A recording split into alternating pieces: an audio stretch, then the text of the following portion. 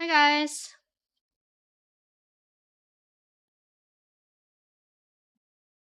Hi Danny. Hi homie. How about now? Better?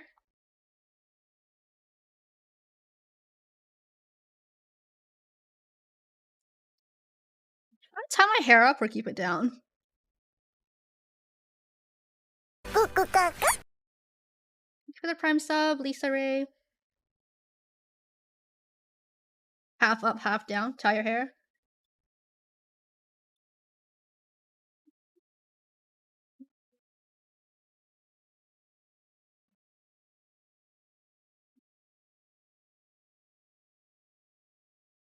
Hi guys.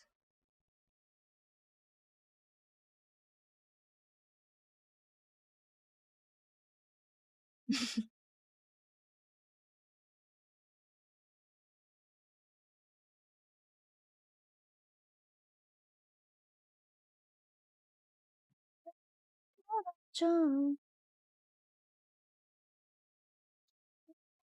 again.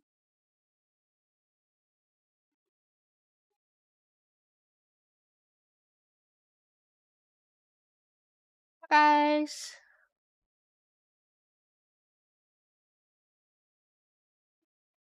Yeah.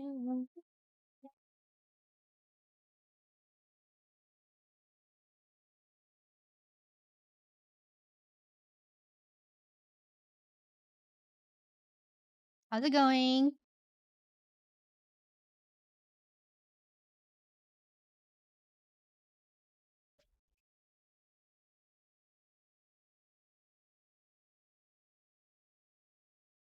Yes, you can now summon Boob the Blobfish.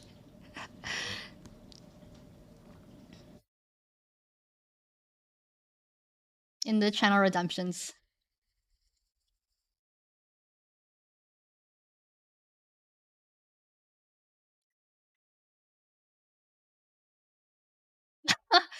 She's just enjoying the music.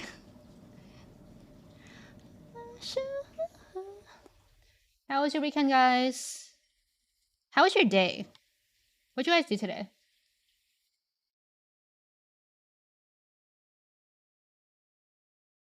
Misa, would you try Apex? I tried it once before. Wasn't too good at it.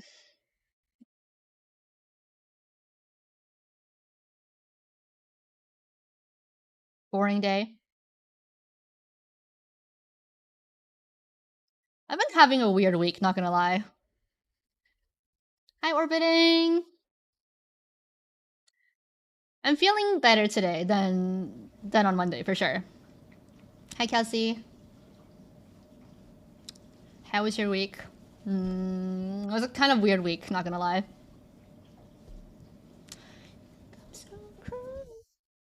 I did get all my Twice merch and all my K-pop merch, so maybe on Friday I'll show you guys. Those birthday greetings really made my week, and I also celebrated my birthday with my friends yesterday. Happy belated birthday, Ian. I meant to say it earlier, but I was really busy yesterday and the day before.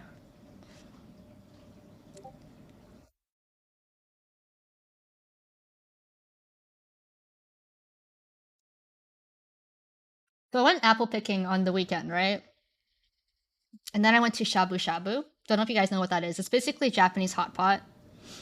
And then that was really fun. On Sunday, what did I do on Sunday?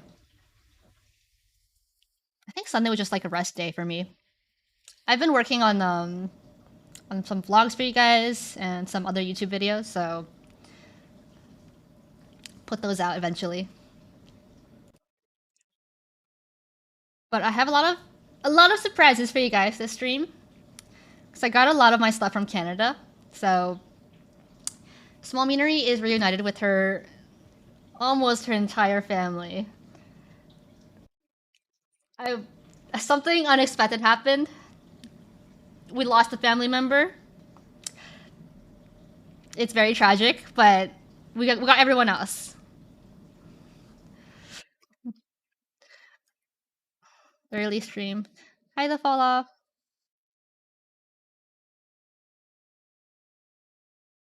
And I have this Pokemon tower here. I'm gonna build on stream with you guys.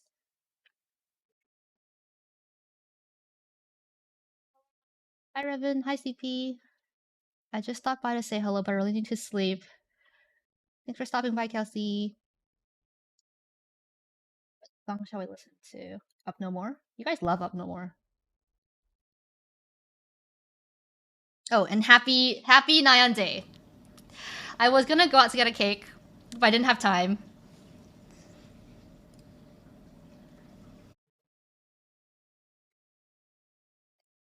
Hi Ange.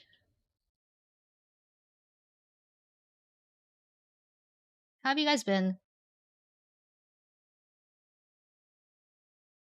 It's not really a Lego kind of tower.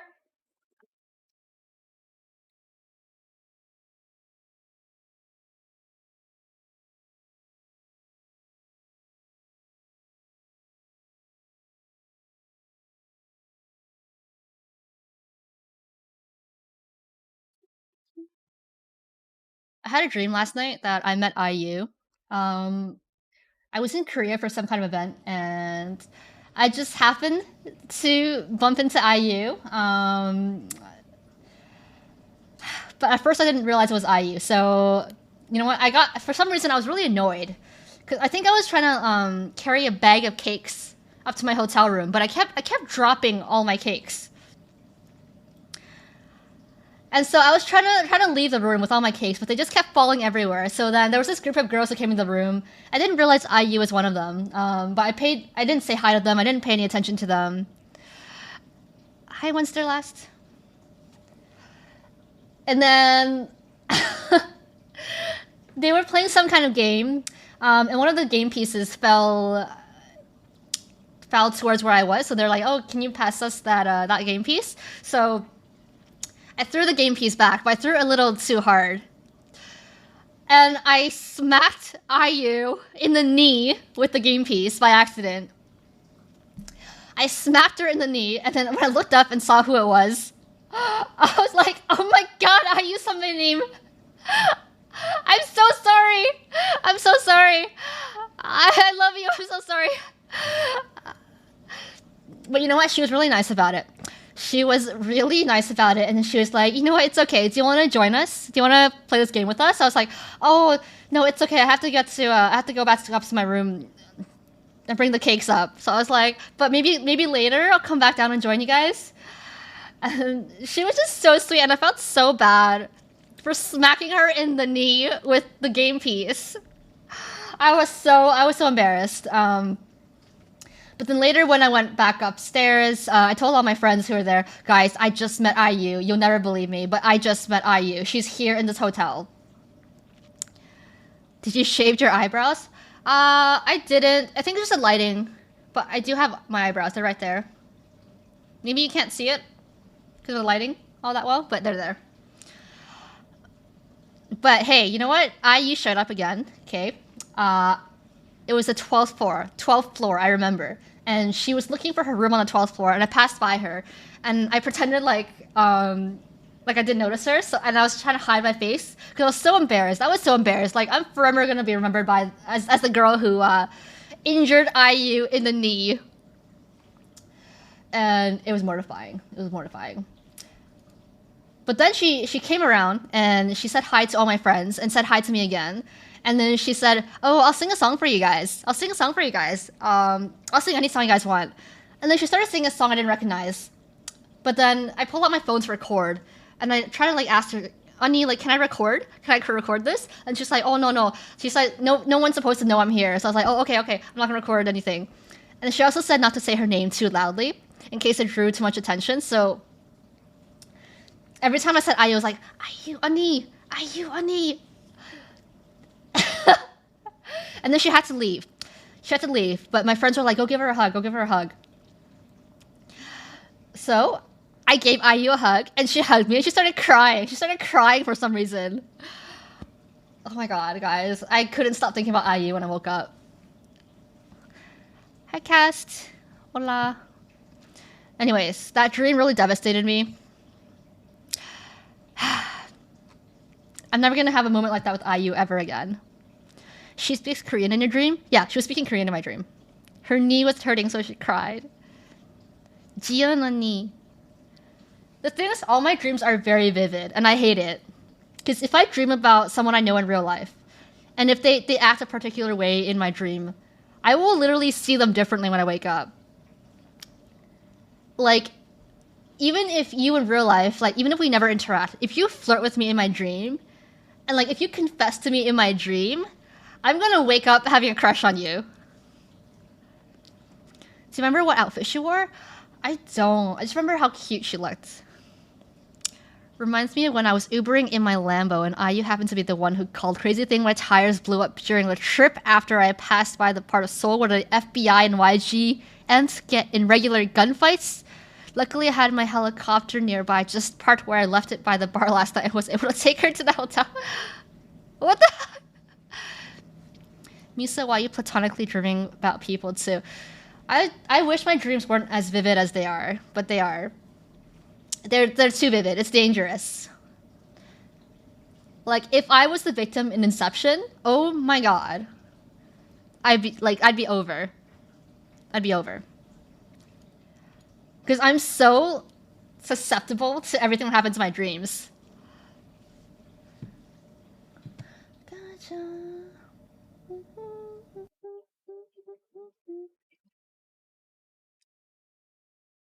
I'm in a mood for this song.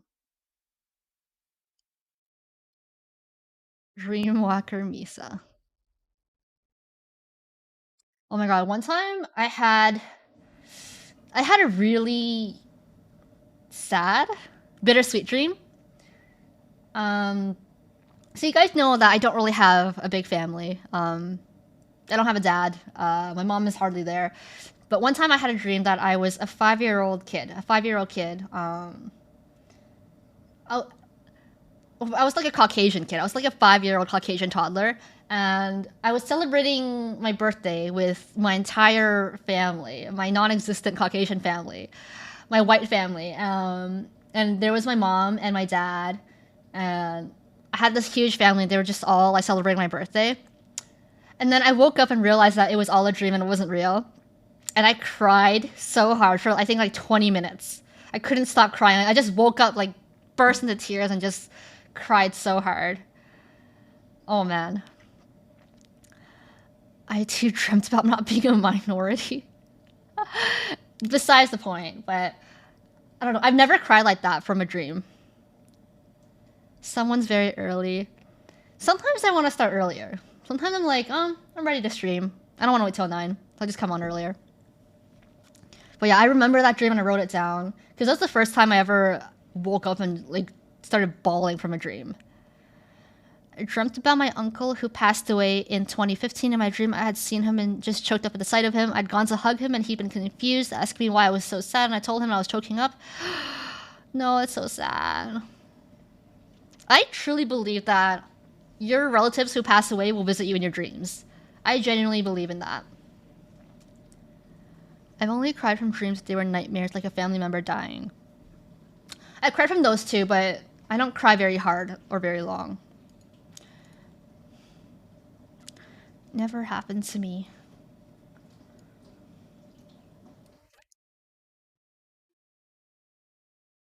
My grandmother visits our family whenever it's her death anniversary. How? How does your grandmother visit your family? I'm a little scared to know. Sana Prada. Yes, Chaeyoung's gonna be there too. Chaeyoung, IU, Sana, and Kim Tae-ri. And I don't know who else is going. Don't believe in ghosts or anything like that, but a dead relative has visited me in a dream, so do with that what you will. Yes, Chaeyoung. Chaeyoung's going to Milan. I don't know. It's not for Prada though. Is it? I could be wrong. But yeah, Chaeyoung and IU, they're going to Milan. Oh, sorry, it's Milan Fashion Week. It's not Prada. It's not Prada. I have the same recurring dream storyline, like I'm on a game show on an island, something like a mix between Singles Inferno and The Lost Temple. What does that mean? I feel like recurring dreams always mean something. I am a failed Chaeyoung stan. It's okay. I can hardly keep up with Twice these days. Chaeyoung, Sana, IU, iconic. Very, very. Saching Italy vlog, please. Okay, who wants to request the next Twice song? I am down to take requests. Chaeyoung is going to hang out with the sickly looking MC from Dune. Timothy Chalamet? Chaeyoung's gonna hang out with Timothy Chalamet. Is it Chalamet? Chalamet?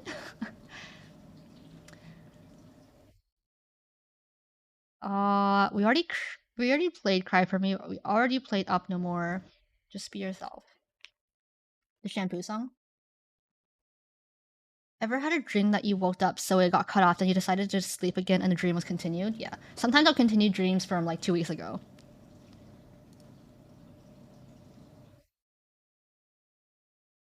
Did you hear about the bad Twice news? There's always bad Twice news every day.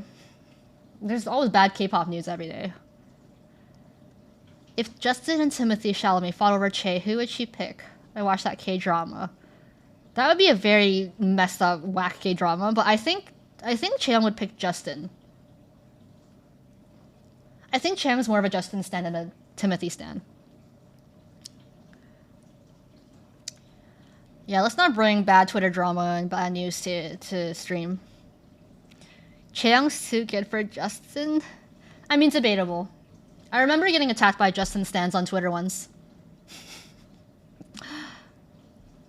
I think Timothy since it's her ideal type, but she said she wants to subscribe to Justin Bieber's bubble. Any mods in chat? Oh, it sounds so good.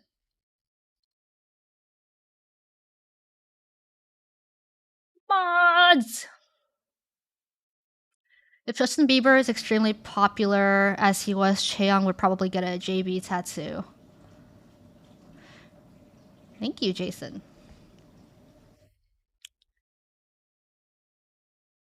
Can't believe this is a song just for a commercial, right? Anyways.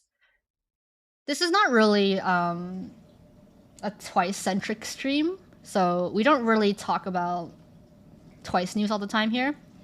I'm just a fan of Twice and a casual K-pop stan at this point, thanks to Stan Twitter.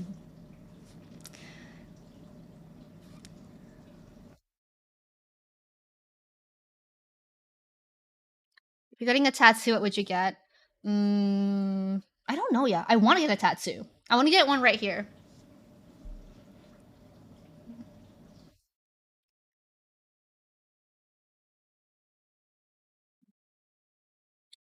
I feel like I'm getting too old for K-pop these days. There's just so much drama on there, on Stan Twitter all the time.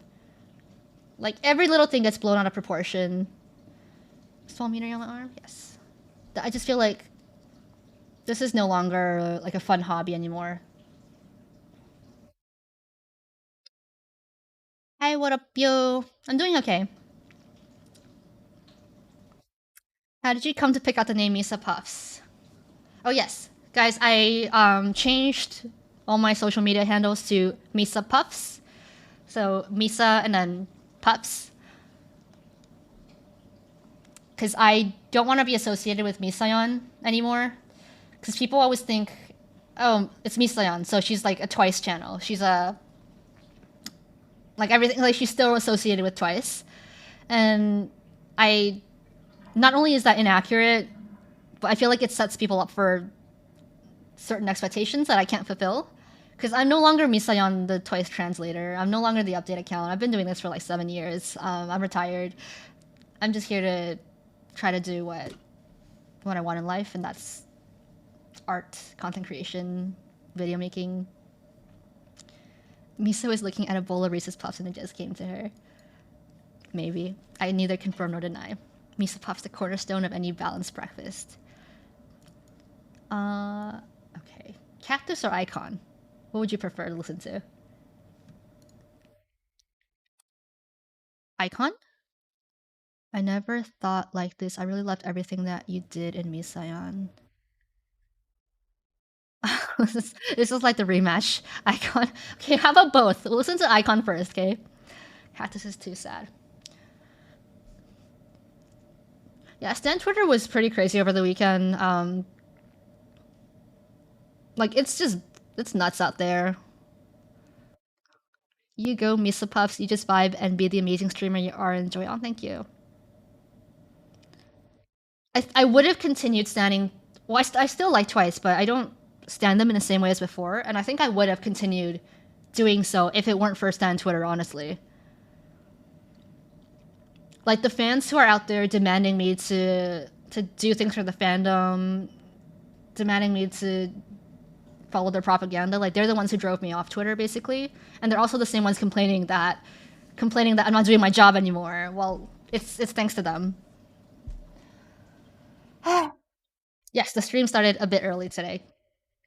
I was ready by 8:30, but it took me like 15 minutes to get all my penguins. It wasn't a job in the first place. Some people seem to think it is. Misa, did you ever get that bonsai tree? Like, I haven't yet. I got the notification it was shipped, but it hasn't arrived yet. How's your basil doing? Not so good. Basil neem is on its last legs. Discord cactus challenge. See who can keep their cactus alive the longest. Stan Twitter sucks. We will follow Misa Puffs wherever you go. Oh, thank you. Why are you so nice to me? These people on Twitter need to chill. Literally, like, I've been on Stan Twitter doing translations and updates for Twice before these people were even into Twice. So, I don't know. They just look silly to me. We nice because we platonically love you. I platonically love you guys too. And you know what? The thing is about me, I romanticize my friendships. Always. So if I platonically love you, it kind of means I romantically love you too. You're getting a bonsai tree? Oh, it's an artificial bonsai tree. We all got a shot. You do. So platonic means romantic. It's romanticized platonic love. So, hi Astery. I'm good. How are you? It's true. I romanticize my friendships. Like, if you are a friend of mine, and I care about you, like, you're my friend for life. You're not gonna be able to leave. Thanks for the resub, Islander. Okay, you want a cactus? Where'd cactus go? I can't find cactus anymore. You know what? We're gonna listen to Last Waltz instead. My fave is Dahyun. I had a crush on Dahyun during More and More era. Like, I was down bad for her. Doing good. Glad you got everything fixed with your accounts. It's mostly fixed. PayPal is slowly working on refunding me the funds that the hacker used. Unfortunately, one of my YouTube accounts is permanently banned, so I can't get that back, which sucks because not only did it have like all my old videos on there, but it also had some private videos that I was hoping to show you guys eventually. That I just like posted videos from my life. So it sucks because they're gone too forever. Dahyun did say you got a crush on me. Cactus denied. I will click on Cactus when it shows up in my recommended. Yeah, really unfortunate. No exit, Misa.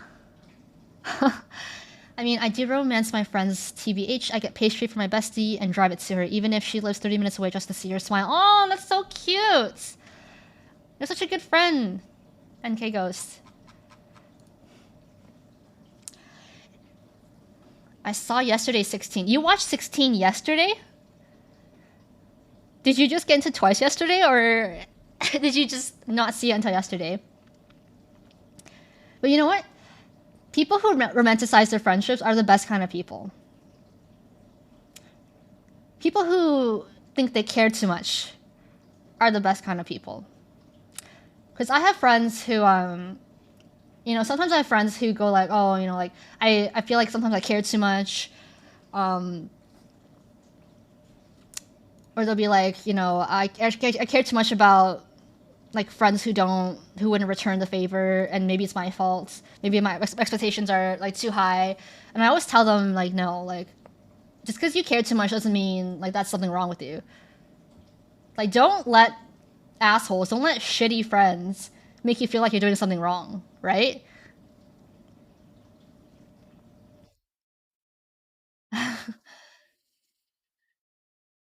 Like love how you want to love, like show affection the way you want to show it, and don't just force yourself to not care because other people told you it's wrong. If you care about your friend and your friend isn't returning the efforts and just being a shitty friend, because that's what it is, they're being a shitty friend, you dump that friend, okay, and you find your people. You find people who accept and return the care that you show them. Okay, and I stand by that because I used to be one of those people who was like, oh, it's my fault, I care too much. Thanks for the sub, Sean Rutger. I used to be like, oh man, like it's my fault. Oh, like I pushed them away because I was too like clingy, or I wanted to spend too much time with them, or I cared too much. It's my fault. It's my fault. But I realize it's not. It's really not. They're the one who's being a shitty friend, or maybe they don't mean it, but they're just like not the type of person that you'll vibe well with. Like maybe they're looking for something different in a friendship. So reciprocation is nice in friendships. Yeah, I think if you're not completely happy with the friend group that you have now, don't change yourself. Don't change yourself just to impress and appease those friends. There will be people out there who love you exactly for you. Some people out there are looking for exactly what kind of person you are. Like someone out there is looking for a person like you. So don't change yourself to appease the standards of people who aren't at your level, Sure, I go to my friend's home to do nothing, and that's completely fine. I know a bit about that. I think we should value our friendships as much as we value our significant others. I hate stories where people choose love over friendship as if friendship isn't love. Oh, yeah. I 100% believe friendship is as important as love, like romantic love. The only downside to treating friends like this is when friendships fall apart, it hurts so much more, but the ones that stay mean the world. Yeah, and that's just trial and error. Like finding your people in life isn't easy, but once you do find your people, the people that are meant for you, like they're there for life, and you know that you found a platonic soulmate. One thing that drives me crazy is that the friends that drop you as soon as they get a significant other and then come back after they break up. Like you don't have to pick and choose. We can still be friends. You can still make time occasionally. On that, I would say they're either not mature yet to handle their relationships and balance friends versus their partners, or they're just not considered a friend to begin with.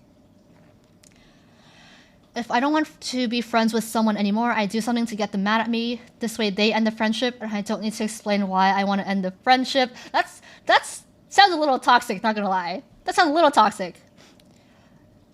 Unless that person is the one being toxic in the first place. I don't know. What if they're busy at the time? Communication.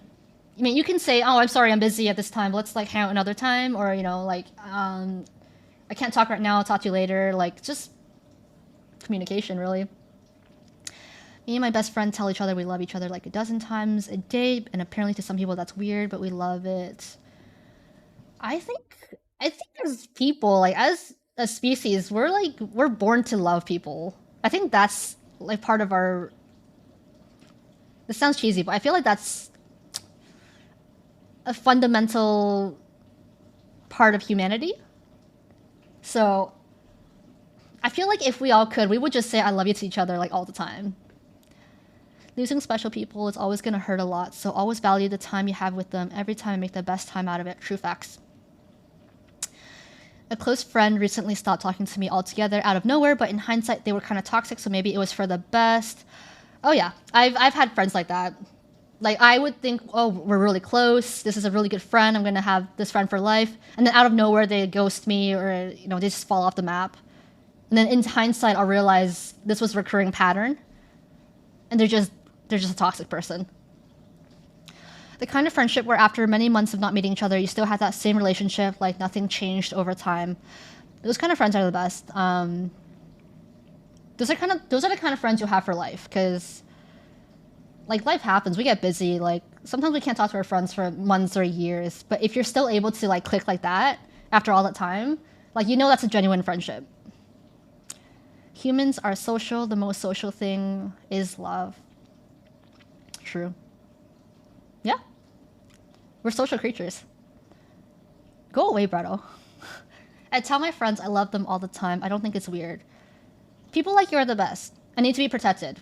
People, if you like love your friends and freely tell them, and if you just like love freely and like just go all in, like you need to be protected.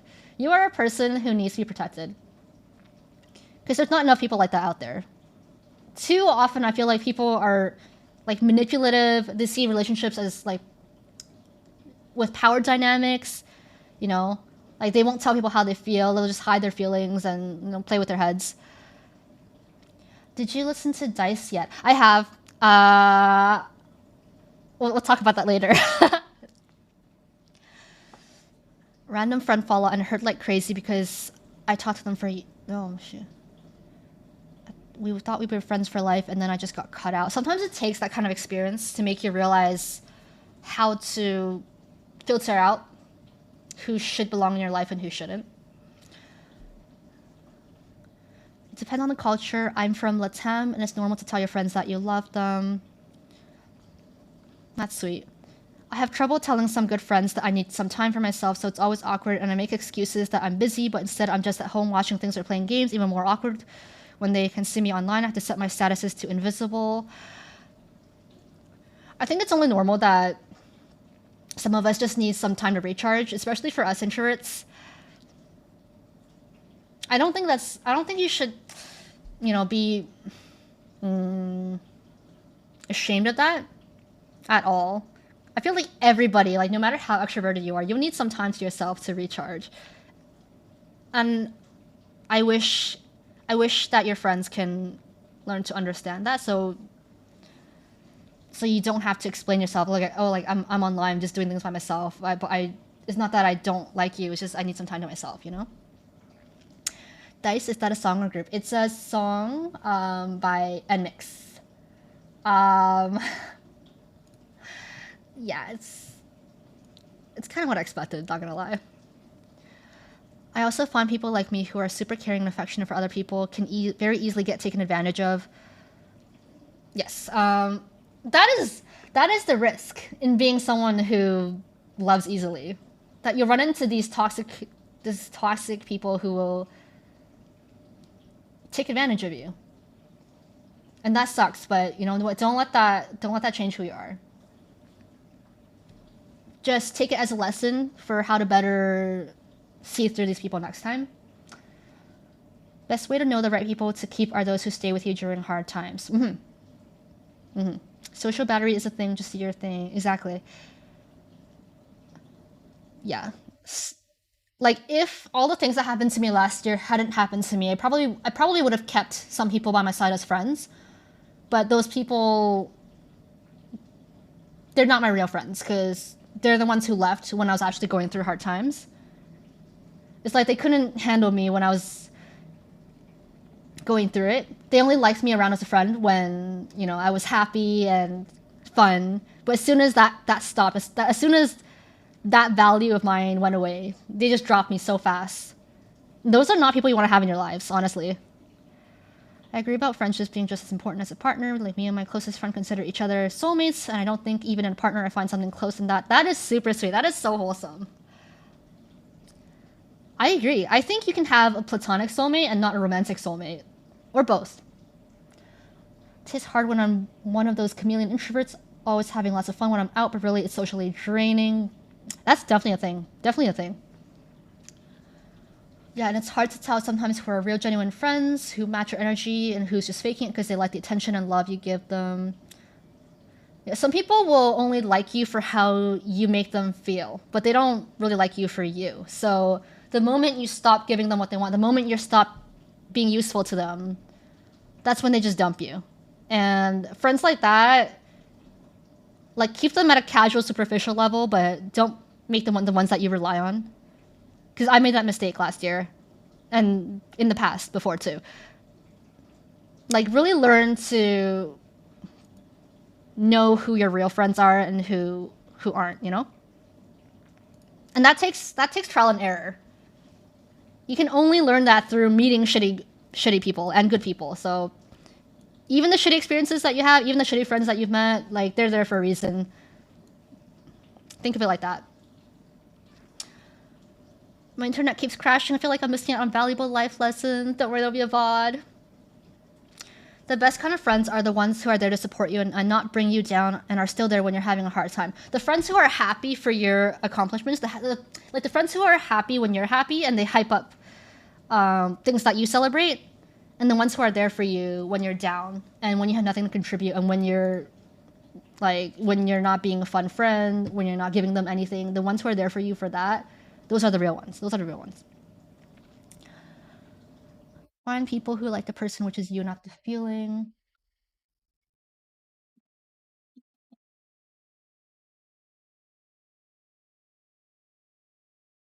Totally. Maybe it's weird, but I'm the type that I get happier from other people's happiness than doing things to make myself happy. I don't think that's weird at all. I don't think that's weird at all. I think that makes you a really good friend. And you know what? If your friends can't see that, that's their loss. You know when they say like trust yourself, believe in yourself, have faith in yourself, like love yourself, like all of that is honestly true. As cheesy as it is, because other people won't always see you for how amazing you are. You know, some people, they got a lot of problems themselves. They got issues themselves, and they can't see, if they can't see how important you are, you have to see that for yourself. You have to be there for yourself. Like even if your friend treats you badly, like even if they treat you as unimportant, if they're a shitty friend, you have to know it yourself that you're better than that, and you have to be there for yourself, or you're gonna let their opinions define who you are. And that's what happened to me before. Like I let other people's opinions define who I am. I was like, oh, this person doesn't like me anymore. Oh, they don't want to hang out with me anymore. Oh, that means I must not be good enough. Oh, I'm not a good enough friend. I'm not good at this. I'm not good at that. But really, it was them. Like they were the problem this whole time. It wasn't me. My best friend and I are always busy and don't talk as much anymore, but anytime we hang out, it's like we've never stopped talking and just catch up on each other's lives. I know he'll always be there for me and I for him. You have a true friend there. That's really sweet. La, la, la, la, la, la. Hi, Phobos. Happy Nyan Day. I am feeling better. Thank you. The struggle sometimes is moving on and letting people you know aren't good enough for you rather than trying to only think of the good side of them and that you can change them. Oh man, this hits close to home. This hits close to home. I'm still not good at letting go of things and people. Like I am a hoarder. I will keep everything, even if it's junk. Because I think, oh, like this meant something to me in the past, it might mean something to me in the future. I don't want to throw it out. So yeah, I still have that problem of holding on to people for too long, even though I know they're not good for me. But I'm trying to learn how to draw boundaries. But yes, you should be looking at what they do and what their actions really are instead of what they say they'll do and what their potential is. Because it's not up to you to change people. If they want to change, they have to want to change themselves. Like, no matter how much you love someone, no matter how much you think, oh, this person just needs a bit of love, they need someone there for them, you know, I can be that person. They just need someone to show them that they'll be there for them and they'll change, you know? They'll change because of me. And you know what? That oftentimes does not happen. Oftentimes that does not happen and you'll be left feeling like you're not enough and you didn't do enough, and that's toxic. I think your lessons will save me a lot of heartache and headaches in the future. Thank you for sharing, Misa. I'm glad. If you can take something from this, from like all the shit that I've been through to prevent yourself from getting hurt, I would love that. Gotta maintain your sense of self-worth. I've been through some wild stuff with friends the last 2 years, so all this is therapeutic. Just sucks to realize you spent years of your life with someone who didn't care. It sucks, but don't think of it like that. Think of it as you learned a lot from that relationship, right? You didn't just leave that relationship with nothing and no lessons. Like now you know sort of what kind of people to watch out for, and hopefully you learn a little more about yourself. Sometimes you just gotta cut people off. I'm terrible at doing that. I am terrible at cutting people off because I always like to see the good in people and try to see, like, assume the best of them. So I need to get better at that too.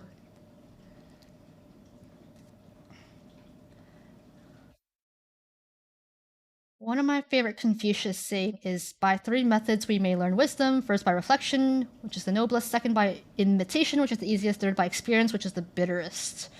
Deep.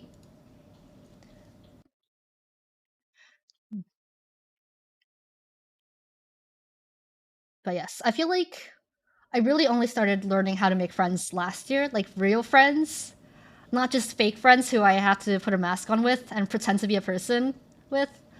Because like before then, like I had friends, but I didn't tell them anything. Like I never opened up to them. I never told them about my life. Never told them about who I really am. And you know what? It's both difficult. How dare? How dare? How dare you try to get me with that? I'm sorry, chat.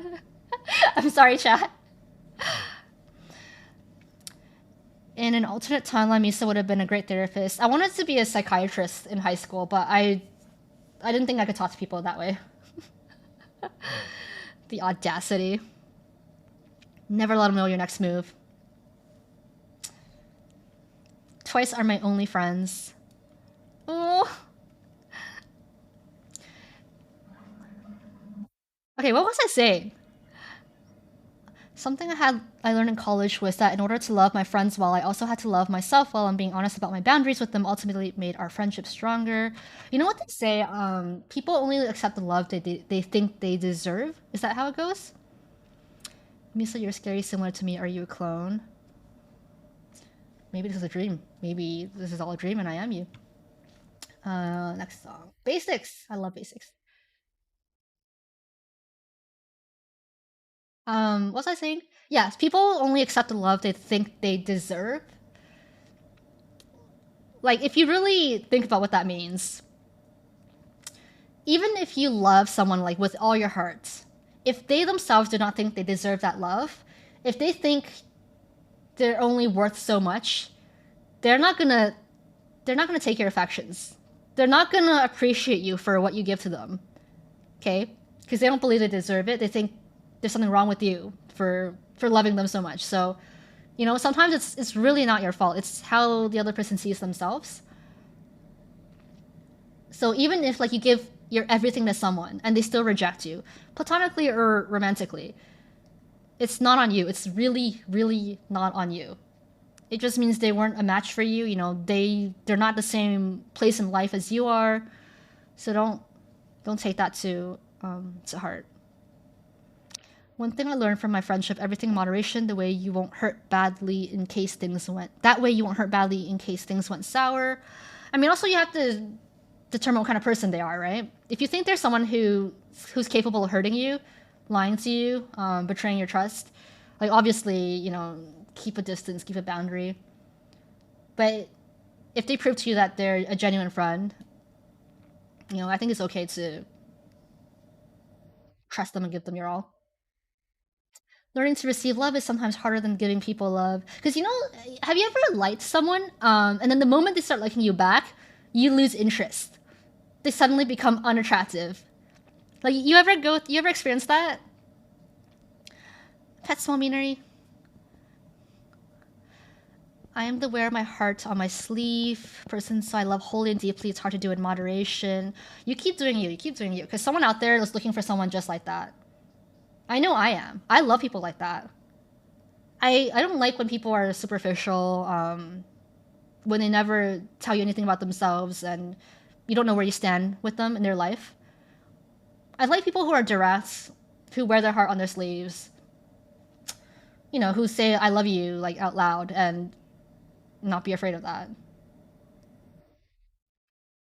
Um, happens to people who like things. Yeah. So if you've ever liked someone and then the moment they started liking you back, you lose all interest in them, is that not because you don't think you're deserving of it? Is that not because you feel like anybody who sees something special in you, anybody who loves you, there's something wrong with them? So you only go for people who don't like you back because you think those are the type of people who, you know, deserve my attraction. And then the moment they start liking you back, you'll be like, oh, why do you like me? Like, there must be something wrong with you. Like, if you like me like that. I don't know. I think that's how it works. Yeah. Which is a problem.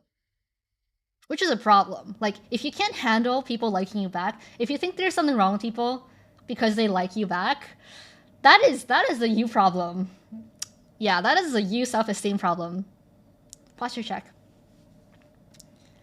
Because I used to be like that. Damn! If someone I liked actually liked me back, I would like subconsciously think there's something wrong with them. Be like, there must be something wrong with you if you like me, because I don't like myself like that. So if you like me, there must be something wrong with you. That's how I thought before. It's something you have to work on, really.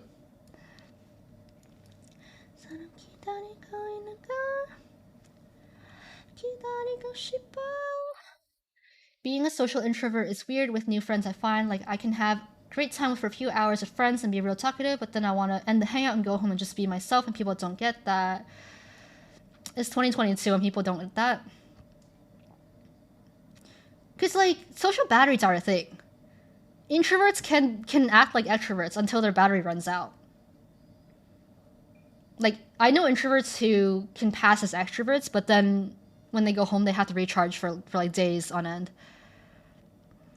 That's the kind of person I am. I don't show affection and tell people I love them. I keep my feelings to myself, and that's my problem. I mean, that's okay as long as you're not being toxic about your feelings and, you know, like manipulating your friends' feelings. It's okay to, you know, not be so bold with telling people you love them. Because I don't like tell everyone I love them. Um, but like once in a while, like when the time is right, like I will tell them how I feel about them and tell them I appreciate them being in my life. And I think that kind of reassurance is important for healthy friendships. It's actually a type of coping mechanism, something to do with being so used, conditioned to loving more and being used that when the love gets reciprocated, you turn off because you can't bear the love, don't know what to do with it. Yeah, it goes back to you accept the love you think you deserve. Is that an Alex thing? Um, Alex never liked me back. Alex never liked me back. At the same time, if you like someone who you think will never like you back, then you don't have to actually make a commitment because it will never happen. True. True. I've liked a lot of people like that. I'm afraid to find love after my toxic ex. She was my first girlfriend too. Oh, toxic exes. But I truly think you meet those exes for a reason. You meet those toxic people so you know what kind of person you want to look for in the future. Anyone have a stage of life where looking for a potential partner just doesn't sound interesting? Oh yeah, oh yeah. I've had lots of those eras in my life, and that's okay. Your end goal in life does not have to be, you know, you're married with your partner and you have a house and 2 kids. You know, just do whatever makes you happy. You can be single your whole life and still live a great life. I just want to fall in love. But recently, I tell my friends that I love them and I miss them only in messages, though, not in person. It's sometimes easier to text those things for sure. For sure. Because it can sound really cringy when you hear yourself say it. Where's Cactus? And Cactus. Okay, Queen of Hearts. Let's go.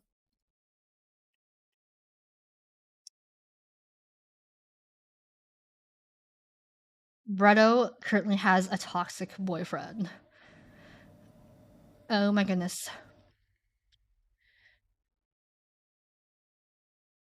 I ended my friendship with my BFF not long ago. We had some unresolved romantic feelings, and that kind of ruined our friendship.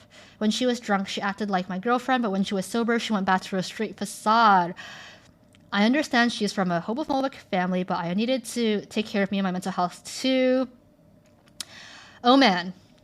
Straight girls, aren't they the worst? Yes. If you have a crush on your friend who like leads you on, whether they're drunk or sober, I don't think that's healthy to have. I think you need to definitely draw some boundaries, cut them off if they won't respect it.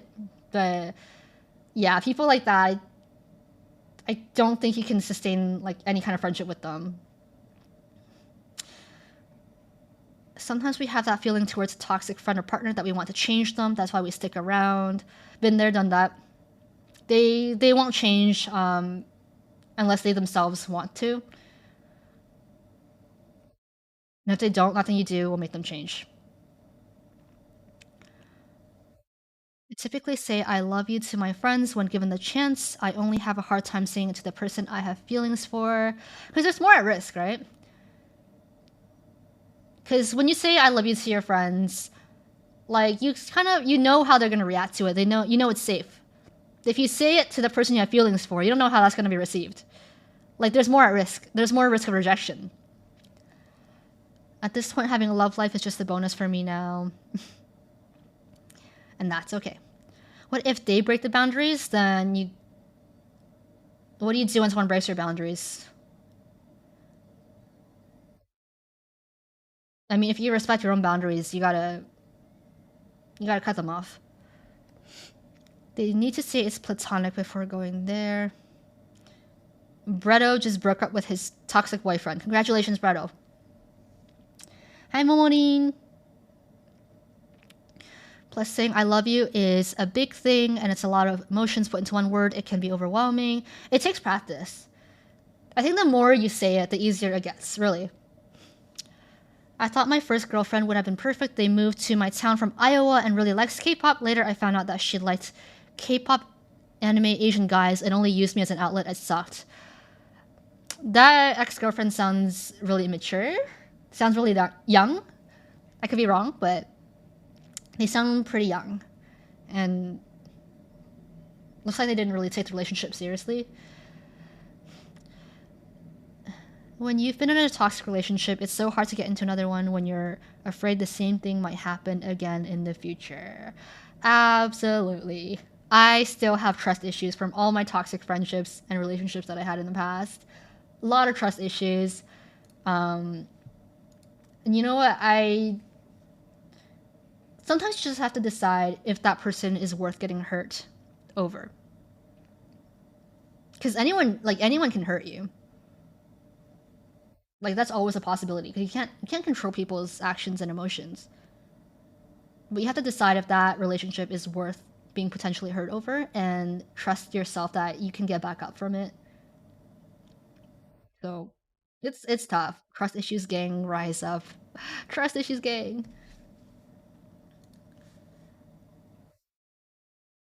Mm. But I find that if I feel like I'm at a point in a friendship or relationship where I start getting scared that I'm gonna get hurt by this person the same way someone's hurt me in the past, I usually try to bring it up to them. I try to bring it up to them and be like, hey, so honestly, this is what's on my mind. Um, they'll either reassure you or,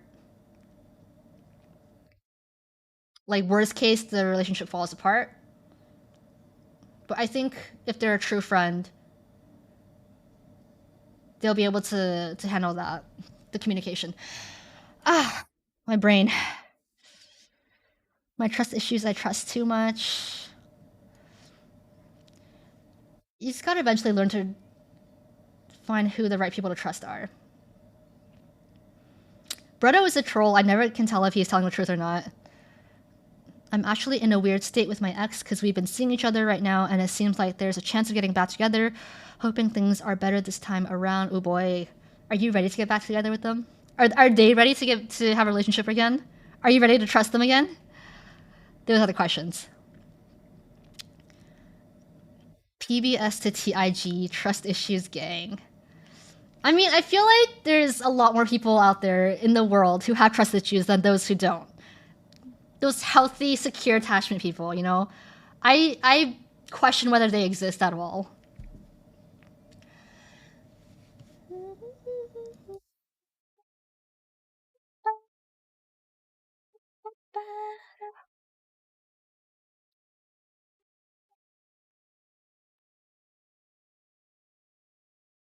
For a long time, I had groups of friends who I didn't feel like I really connected with, but I needed to keep them around just so I could have friends. And it was miserable. It was miserable. It was like I was deluding myself into thinking I wasn't alone, that I wasn't lonely, that I had friends and people who liked me, when really they weren't my friends at all.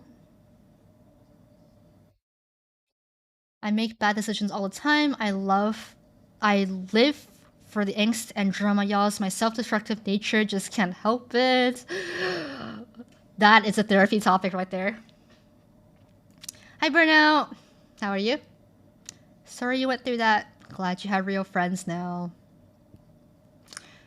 It takes a lot of effort to find real friends. It takes a lot of risk and trust, a lot of trial and error. Because how would you know who to trust if you don't find people who... Like, if you don't find shitty friends in the first place. Stayed friends with them for 5 years and finally cut them off. Good job. How would trust issues gang work if the gang doesn't trust each other? I mean, I would like to think that at least the trust issues gang can trust each other. Everyone within the gang, okay? We've all been hurt, okay?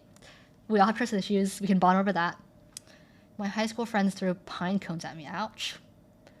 What's going on, chat? Just having a typical Pineapple Booty Squad talk about life. But in all seriousness, are you in a happier and better place now? What can we do as chat to help? Definitely better than last year. Not in like an ideal place yet, but I think I'm getting there. And I think I'm on a way better path than last year for sure.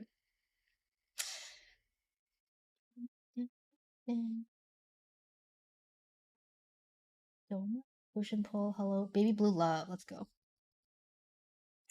I'm ready to trust her again when I confess properly within the next few weeks. I'll be telling her that there are no expectations. I want her to get her to know her properly and see where it goes from there. I wish you good luck with that. The problem is we sometimes are more afraid of the feeling of losing someone than gaining a new one. Here's something that I realized. The universe will never take something away from you without replacing with something better. So you just... Cheesy, but I think we ought to learn to let go. Every day is a battle. Yeah. So I went through my Discord DMs and in our logs going back about 3 years, me and my best friend have said some version of I love you over 6,000 times. You counted? I think that says enough about my personality. No, your personality is the type that keeps friends for life. Like, your friends, the ones you have, surely appreciate you and will be there for you. I don't know if we tell you this enough, but thank you for streaming and building this cozy community. I appreciate it every time.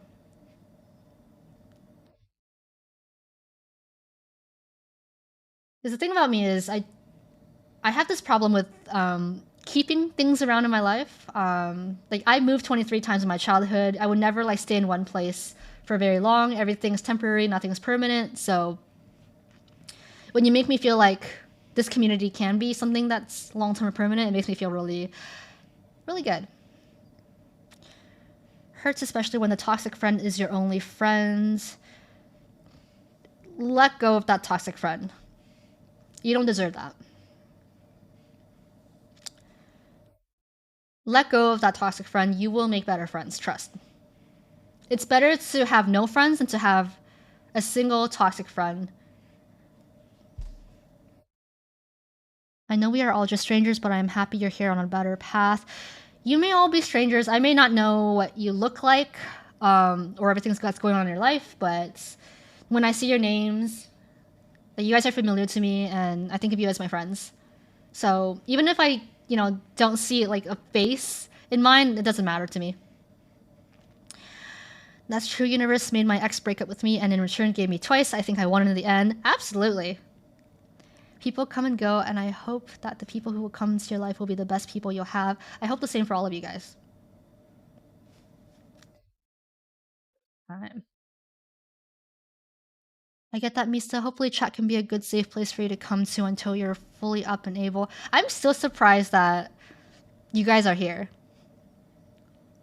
That you guys have been here and, have been here for every stream and just... I can't believe you guys exist. It's pretty surreal to me. You did draw some of us, so you have an idea on how we look. Maybe if I really think about it... But like when I glance at your usernames, I don't see like a face in mind all the time. We will always be here. I can confirm I exist. And I'm gonna see you when I go to Singapore. We're actually all bots. Damn it. Didn't have to break my heart like that. What do you see when you see our names? It's hard to explain. I see a feeling. Does that make sense? Instead of seeing like a face or a person, I see like a feeling when I see your names. Like when I see Once Jordan, I think of a feeling. And when I see Ian, I think of a feeling. Or like a vibe, energy, I don't know. We're here because you're awesome. Thank you. You're here because you're awesome. Because my community, I ban anyone who's toxic, and we leave only the good people here. So if you're here, it means you're awesome too. What feeling am I? I don't know. It's really hard to explain. I'm a blobfish. It's hard to describe the feeling, but it's like... Because I remember like the things you guys talk about in chat. So like Homie Bear, I remember that he lives in a small town. And he wanted to ask one to prom. I don't know. I think of like the experiences that I've had with you guys individually when I see your names. You make me feel special. Like, I think of what you've said in the past, and what kind of personality you have. If that makes sense. I'm excited for the Penguin family. Uh-oh, I have been perceived. I hope you see that we showered when you see our names.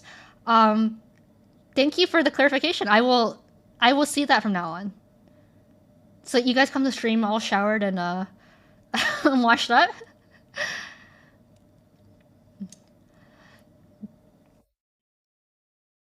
Yes, I haven't done anything that I was gonna do on stream so far. This is the longest intro yet, and I started it like an hour ago. This is why I don't make concrete plans for streams, because I know that we'll always go off topic and we'll go on a tangent, we'll talk about something. So there's no point planning for streams. Just have like a general idea of what I want to do. It's been a fun stream so far though, we like it. That's good. It matters a lot to me whether you guys are enjoying stream or not. Classic streamer intro taking 2 hours. Okay, I know some streamers, they intro for like 6 hours, okay? So I think this is not bad. Alright, When We Were Kids, Turn It Up, BS1. These are all sad songs. Feel Special. Gone. Oh, I love Gone. Your natural streamer intros the whole stream. I like these kind of intros though, when I can just talk to you guys about anything and everything. What happened to the lost Minery family member? I will tell you guys about that in a bit. When is the stream starting? Soon! Your streams are really good because of the interaction you create with everyone. That's hard to find on other streamers. Really? That makes me happy. I'll tune into your stream regardless, but I love the rants and whatever the combo turns into. It's just a good time and a good chat. You're gonna make me cry. I am a crybaby, and you will make me cry.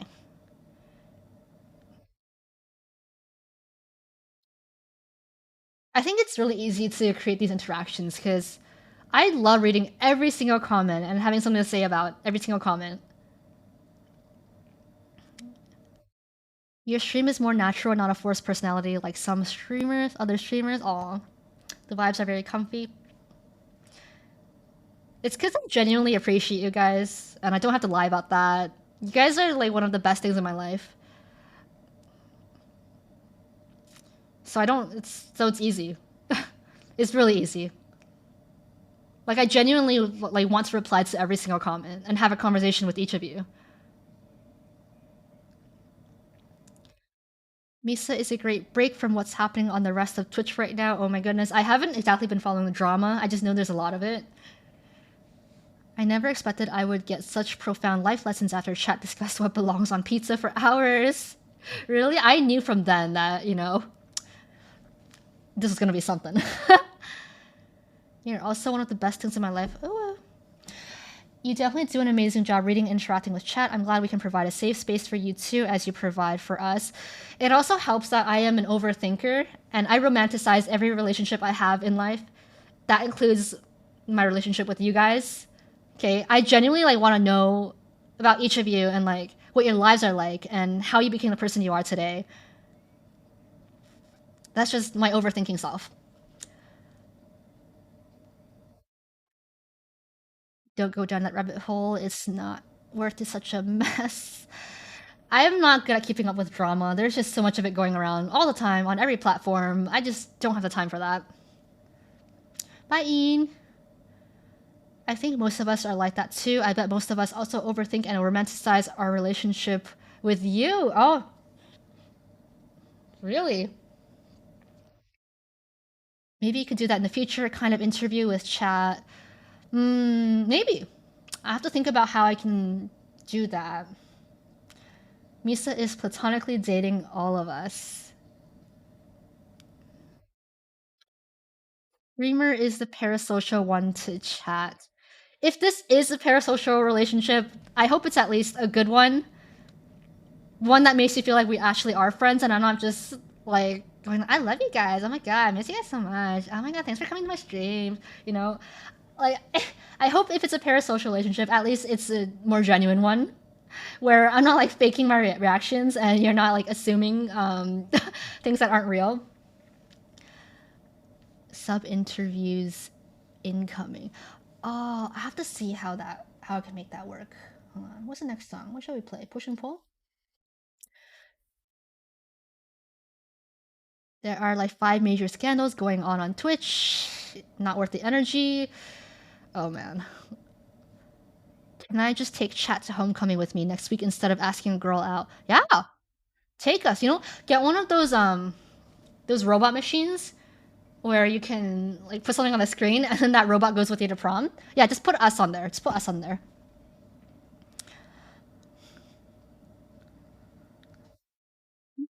I was gonna say something, but I forgot.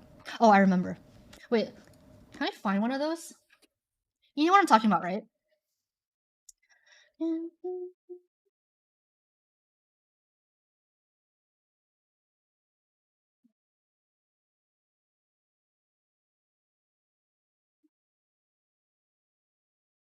I don't know what I have to search to find this, but it's like robot head screen. I don't know.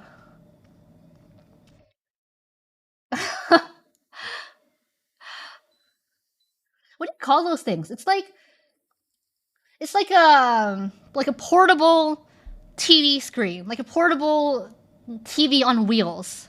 Okay? Portable TV on wheels. Kind of like this. But yeah, you bring this with you to prom and then put our faces up here.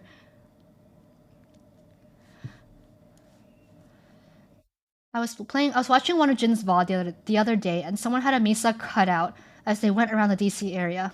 I would rather do that, but with chat instead. Yeah, my friends printed out my head and took me with them to their DC trip. Yeah, that happened. This chat is going to the retweet retreat, crash a wedding, and now to prom. Anyone else have somewhere that we can visit? I'm down to go anywhere with you guys. Let's go on a trip somewhere. Yeah, so we're going to Homie Bear's prom. We're gonna crash Alex's wedding, and we're gonna go on a retweet retreat where we will sit by the campfire and retweet every 3 seconds. Chat goes skydiving. Let's do it. Let's do it. Group skydiving. Yeah, this will be us, guys. This will be us. You ready? Telepresence robot. Yes, I think that's what it's called. Telepresence robot. Yeah, basically like this. Basically like this. Homie Bear's gonna take us to prom like this. That's gonna be us. Okay, who wants to come skydiving? Someone go to every K-pop concert and take us with them. Down for that? All right. So we're gonna do this. We will be retweeting in the air, so just be prepared for that. Don't drop your phones. We're gonna be retweeting even in the air, okay? Can't waste the moment. Hi, Kibby. I'll hold on to bags while y'all skydive. Nuh-uh. We're all going skydiving. Cactus. Is there enough reception in the air? Well, we better hope so. Would you guys rather go bungee jumping or skydiving? Because I think I would rather go skydiving. Bungee jumping is too close to the ground, I feel like. The danger is right there. Like the ground is right there. Whereas if you're skydiving, at least you won't see the ground for a bit, right? So that the danger isn't as immediate. Skydiving is actually safer, is it? Yeah, I feel like bungee jumping, what if the cord snaps? What if the rope snaps and then you break your back? Or you just break your neck? Skydiving, at least, like, if it all goes wrong, you just splat on the ground and die, right? Twice! Get the resub, Igni. Oh, speaking of subs, guys, there's only 9 days left of September, which is this promo that Twitch is doing. So you get 30% off subs to any channel. So make sure you take advantage of that and subscribe to your favorite channels. Get your tier 3 subs in. The rope isn't the right length and well, ooh. You both fall fast, and if the cord breaks, you just keep falling, right? Oh, I don't think I can go bungee jumping. I don't think so. I'd rather go skydiving. I'd rather feel like, you know, I can fly and have that experience before I die, you know? If I do die. I also want to really try zero gravity. I think that would be really fun. Zero gravity, right? Maybe not like this, but there's like zero gravity simulators, right? Yeah, I want to go into one of these. This looks so cool. Hey, chat, let's go here too.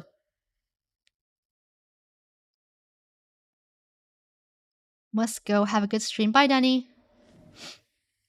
If your parachute malfunctions while skydiving, you can just grab onto another diver 5 head, right? Okay, so I would say I'm a very adventurous person at heart. I just need adventurous friends who will do these things with me. So, chat, you guys are gonna come with me to go skydiving, and then we're all gonna go indoor skydiving in a zero gravity chamber as well. Okay, what else do we want to do? There's a plane flight that lets you experience weightlessness or zero gravity. I gotta try that. If your first shoot fails, you can do the spare. And when that fails, trust issue gang will have a hard time trusting their parachute. No. This is trust therapy, okay? Skate down a steep hill. Ooh, I don't know if I'll be up for that. Like, I don't want to do anything that can involve me getting potentially injured or like incapacitated. But like, if anything goes wrong, we die. That's okay. I'm down for that. A painless death. I think. Why skydiving? Because if anything fails, like you'll either pass out and you'll pass away, right? Like you ever see those videos of adrenaline junkies like climbing to crazy heights without any harnesses or any parachutes? I don't know how they do that. Oh my god, there's this movie, guys. I saw it on TikTok.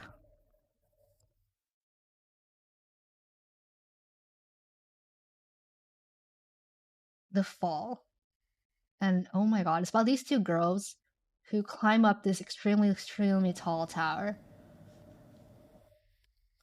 Let's see.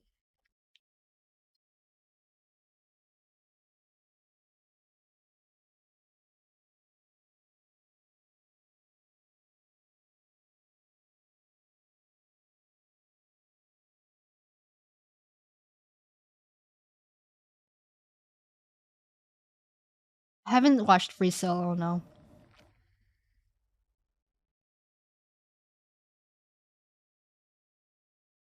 Like I don't understand people who do this.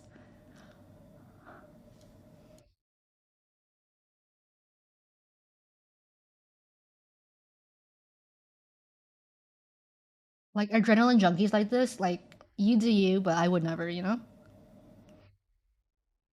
A voiceover like this sounds like it isn't gonna end well.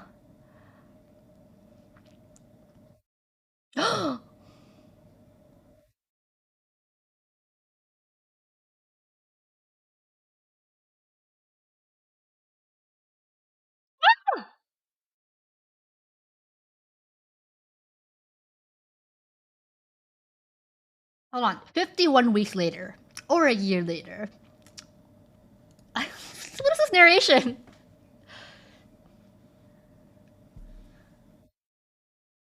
51 weeks later. Or a year later.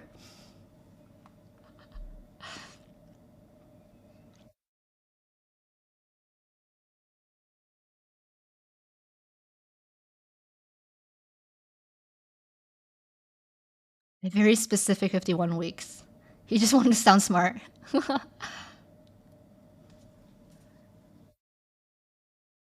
You're crazy. This is crazy. I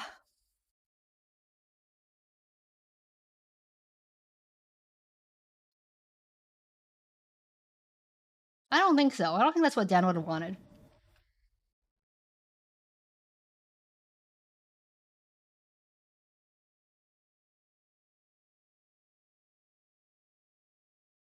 Dan would have wanted you to live, yeah. That's what he would have wanted.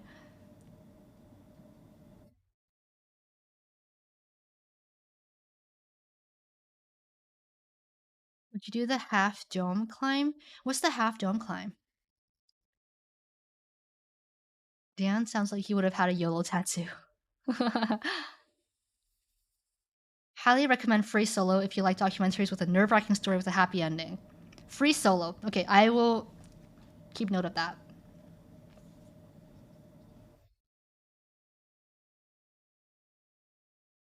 Huh?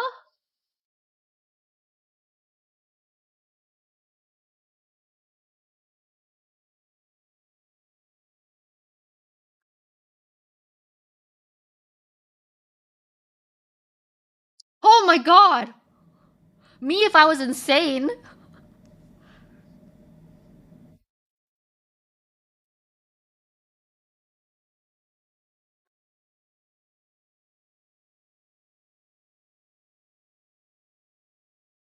Imagine me streaming while driving.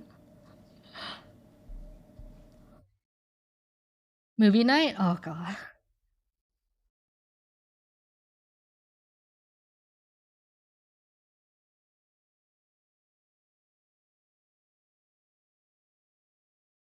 So dumb.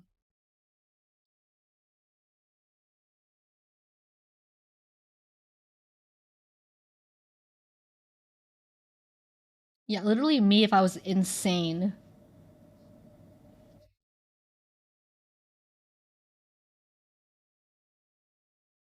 Yo, Hunter is a bad friend. Hunter is a bad friend. Okay? POV, you're me, so you hold your phone in front of your eyes while driving.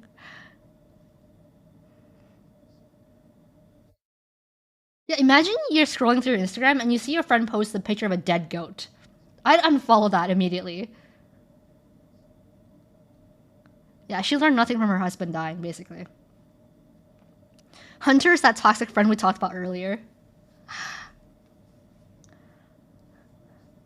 They don't even have any safety harnesses on. I mean, well, they have that one rope. Oh.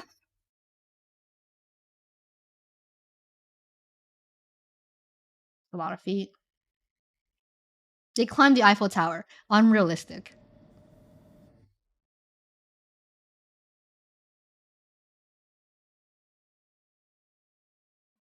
There's literally nothing. There's just a rope between them. So if one person falls, the other person dies too. Ah!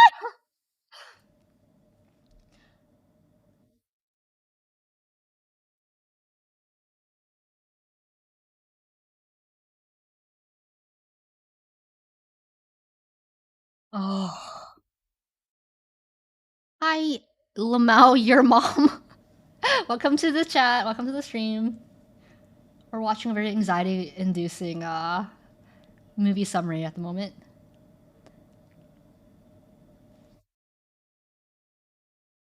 Yeah, exhilarating is not how I would describe it. Oh.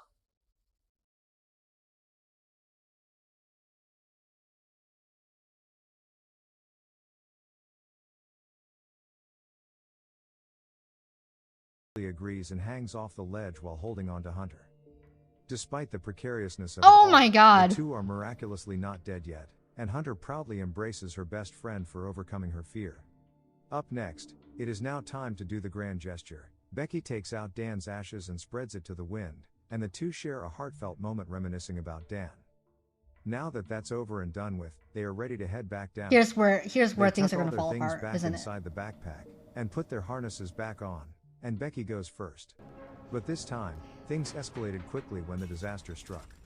The old ladder finally breaks, suspending Becky in the air.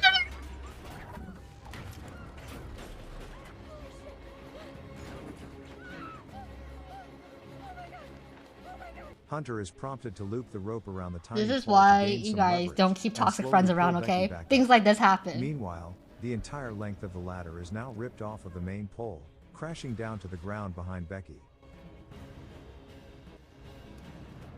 Re-bungee jump? Once Becky makes it back up, she and Hunter laugh in relief, but it doesn't take Crazy. long for them to realize that the ladder is now gone, Now what? making it impossible Now for what them do they to climb do? their Oh way my down. god, they're trapped, they're trapped. They tried checking their phones, but of course there is no signal this far up the ground. They then discover a small emergency box at the bottom of the pole, which contains binoculars and a flare gun, but there is no point to use the gun right this second. Not only that, Becky's backpack, which contains their water and drone, is now stuck on a satellite dish below them, Oh, very much God. out of reach.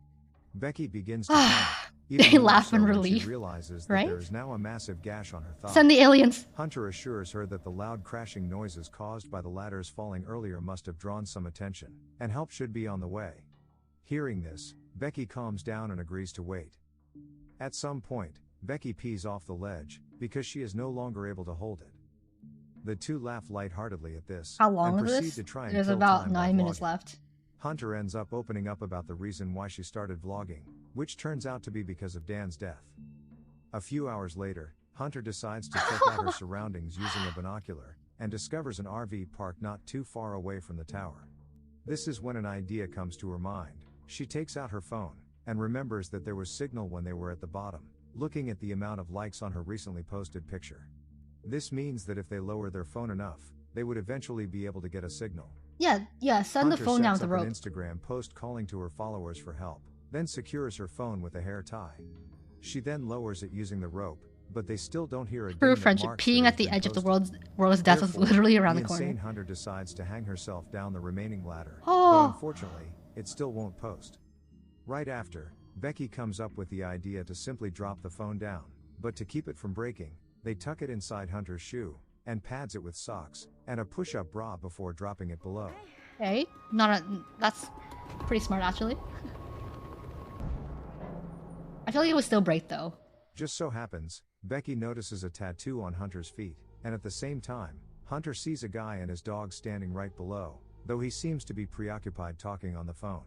Hunter and Becky keep screaming, before Becky decides to throw down her pair of shoes in hopes that he'd notice, but sadly he doesn't. Oh, and that's starts so walking away. annoying. Becky takes out the flare That's gun so and is annoying. about to shoot it, but Hunter tells her to wait, because apparently, there are people parked with their RV not too far from the tower, so they should wait until sundown to fire the flare. While they wait, Becky kills time by browsing through her phone looking at old videos, and notices an odd clip. In it, she sees Hunter staring at her and Dan in jealousy. Her best friend snaps her back to reality by announcing to her that it's time to shoot the flare. Becky does as asked. There you go. While Hunter waves her phone around with her flash turned on. Did Hunter Luckily, kill Dan? The two men in the RV notice them, and proceed to take their RV to the gate, right where Hunter's car is parked. But instead of heading for the tower, they instead break into Hunter's car and steal it away, crushing their hopes. Well, damn. The two They best stole their friends car. are forced to try to sleep up on the tower that night, until Hunter almost falls and Becky pulls her back upright. You should It take is here turns that Becky sleeping. points out the tattoo she just saw on Hunter's bare feet, which contains the numbers 143, of which are the numbers Dan always said whenever Becky asked him to say I love you. This leaves Hunter with no other choice, but to confess that she and Dan used to have an affair. What In the a morning, twist. the two are stuck in an uncomfortable tension. An affair! So Becky begins asking more details about the affair, which gets Hunter to apologize profusely and insists that she did fall in love with Dan. Oh However, god. she decided to end the affair right before Becky and Dan's wedding, because she felt guilty and cherishes their friendship more. A little too late for Soon that. after, an alarm on Becky's phone rings, marking 24 hours since My they've been phone stuck would here. have been dead long This before gives then. them clarity that no help is coming, and Becky begins wishing that they had their drone with them, but it's stuck inside the backpack on the satellite dish. Worst possible time to... Possibly wanting to make confess up for her this. past mistakes, Hunter ultimately decides to go down there and take the backpack. I don't think this is a good idea. Becky, I don't think we have a choice. She anchors her carabiner around the pole, and begins to descend. Unfortunately, she falls short Of from course. reaching it. Of course. Being the reckless daredevil she is, she unhooks herself from the rope and jumps on the dish, successfully reaching her backpack. However, now the rope is out of reach.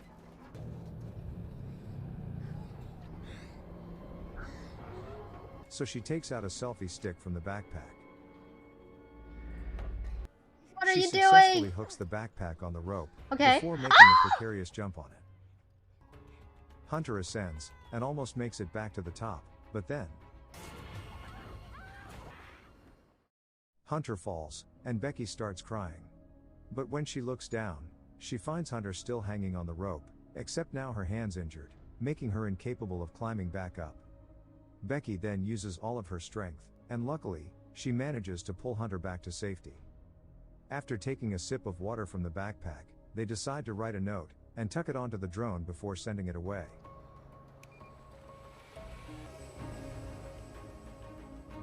May Hunter say hi to Unfortunately, Dan. it runs out of juice before it makes it too far, forcing them to send it back.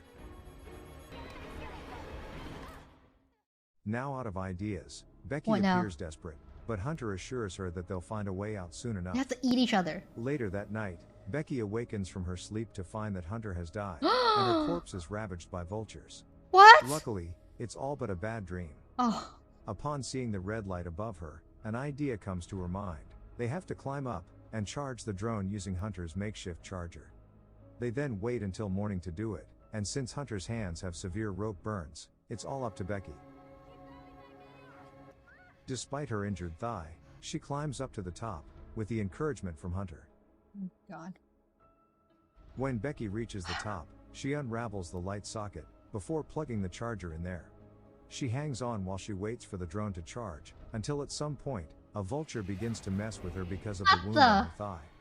The vulture Vultures even do manages that? to knock her backpack down. No. Luckily, Becky clings close to the pole, and manages to keep the drone safe and This sound. movie's crazy. Once it has fully charged, Becky slides back down and pukes her gut out. They now have to wait for the diner to open to send the drone there, but due to the lack of food and exhaustion, Becky struggles to not pass out. Hunter helps her Gotta stay eat each awake other. by keeping a conversation with her, until it is time for them to send the drone. They once again tuck a note on the drone, and send it flying out to the diner. Nice.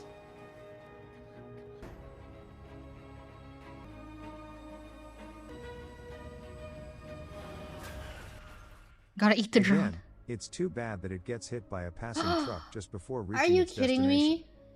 Hopeless, they watch the day go by, until Becky voices that she can't possibly survive another day out here, but Hunter reminds her to stay strong.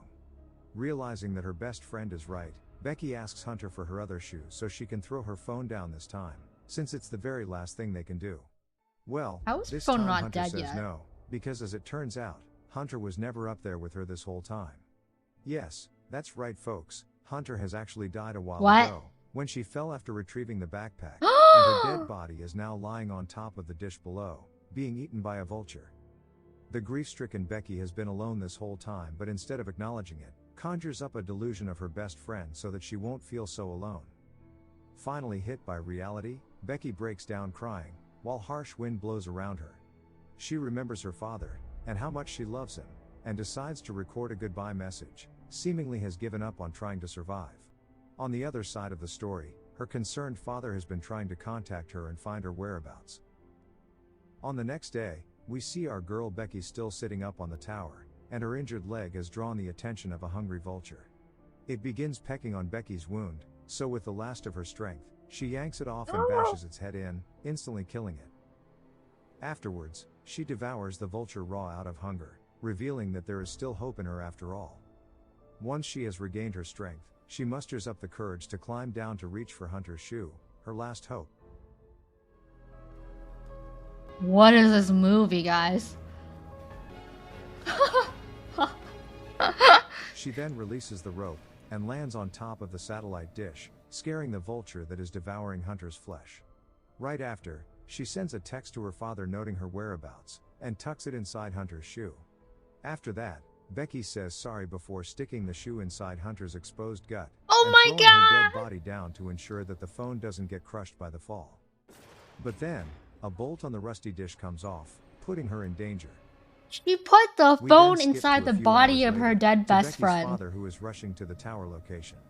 Afterwards, we see a view of police officers and medics gathered around the tower, right when Becky's father arrives and witnesses a view of a dead body covered in a tarp. Just as the father fears that his daughter is dead, Becky calls for him and rushes up to him, letting him know that she is safe and sound. And this is where the movie ends.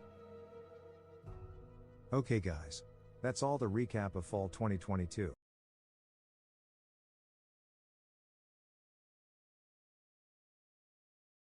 What just happened, guys? Yeah, I feel like we just watched like a 2-hour movie in like 15 minutes. Hi Toby Tab. How did she came down? Well, I assume that paramedics saw the body. The robotic voice Emmy sent in chat made this video worthwhile. Becky got revenge. She did. She did get her revenge on Hunter having an affair. Okay, so basically, how she got rescued was she put her phone inside the dead carcass of her best friend and pushed the body down the tower so that her text would send. I notice everyone, Toby. What was the point of this movie? Moral of the story: we shouldn't go skydiving. No, I don't think that's the moral of the story. That's the moral of the story is we don't go climbing up these Eiffel Towers with nothing but a toxic friend and a rope, okay? And a drone. That is the moral of the story. We can still go skydiving. That phone battery's life was elite. Need that though. You know what? At least now we don't have to watch the entire movie. Okay? Moral of the story is don't trust anyone named Hunter. Actually, though. Hunter or Dan, because Dan was a terrible influence. I was too addicted watching the video that I forgot I was watching a stream. That's a blacklist for the movie nights. Yep, absolutely. Absolutely. Moral of the story is do not become friends with toxic people and do not let those toxic besties tell you to climb a tower in the desert.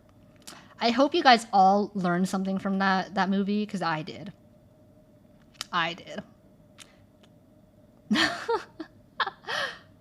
Oh my god. Okay. That was a very long intro to my stream. We are about 1.5 hours in. Oh, thank you, Lamau, your mom. This movie taught us a lot. Tonight is wisdom night, y'all. Okay, would you guys rather... I learned you can live off of vulture meat. Is that true? Can we live off of vulture meat? Can we, though? Chaeyoung is blonde again, is she?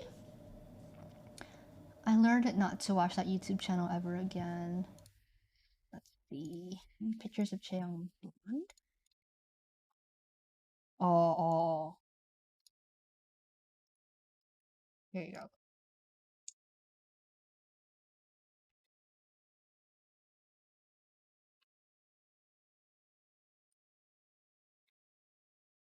Did she have this hairstyle before? Or is this something completely new that she's never tried? I feel like she's had this hairstyle in black, but never like this blonde. Cheek massage time. Everybody, you're gonna massage your cheeks with me. Bye, Tobita. Vulture meat is actually bad because they're scavengers. The feels except it's darker. Yeah, I don't think... This is like strawberry blonde. Cheek massage. Bye, Clarny-chan.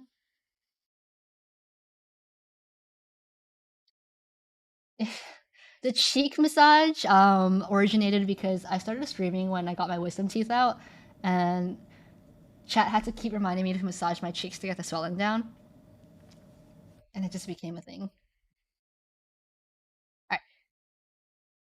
Would you guys rather build the Pokemon Tower first, or would you rather see my penguin family first? Or Small Minery's penguin family?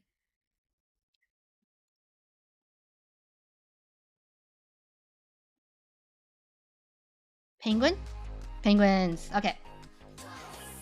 Alright. You guys know Small Minery.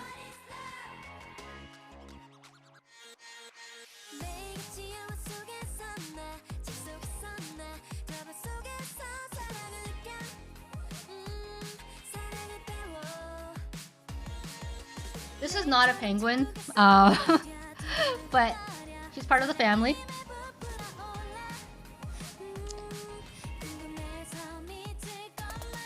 Subu!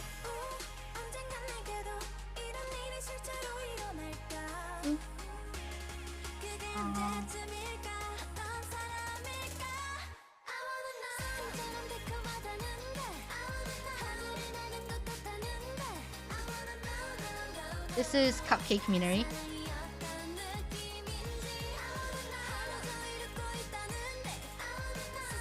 He's always holding a cupcake. Not a very original name, but you know what? It just kind of stuck. You guys know Geguri? Will she ever eat that? She's working on it. She's eating it slowly day by day.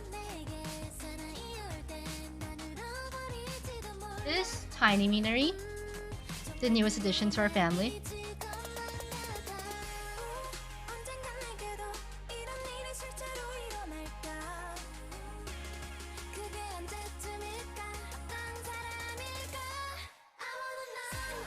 This is Movie Theater Minery. She always knows what's playing. Next one should be called Mini Minery. Mini Minery.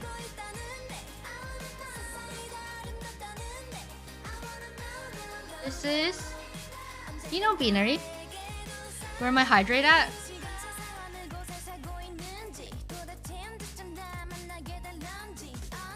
Okay, and I dropped so sorry. This is my smallest penguin. His name is George. Just George. And George is always in a bad mood for some reason. I don't think George is fitting in very well with the family members. Bye, Toby Tab. George is named George because I got George from the Georgia Aquarium in Atlanta. But George is very, very tiny.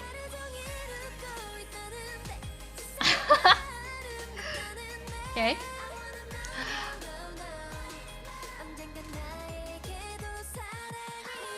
Okay. This is my Miguin cushion. It doesn't have a name, it's just a cushion. I saw a couple that had couple Binary and Geggery bag charms earlier today. Ooh, that's cute.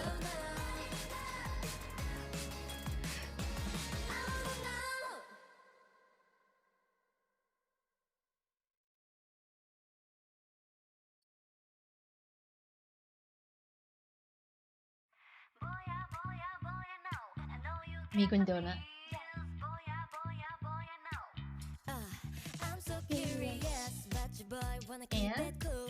And last but not least, we have Fat Minery.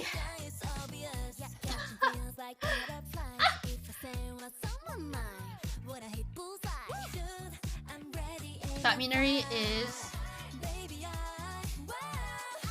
our biggest family member. Thick. She's thick.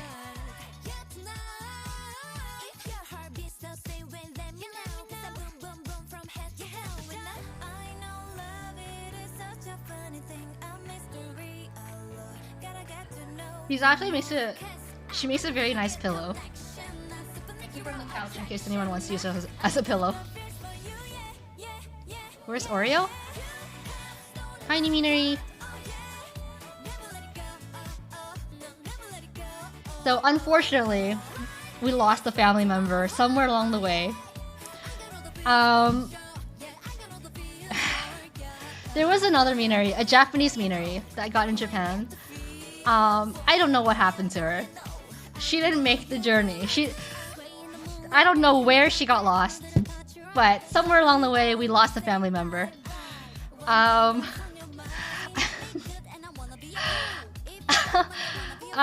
She was really cute though, so I really want to find her again.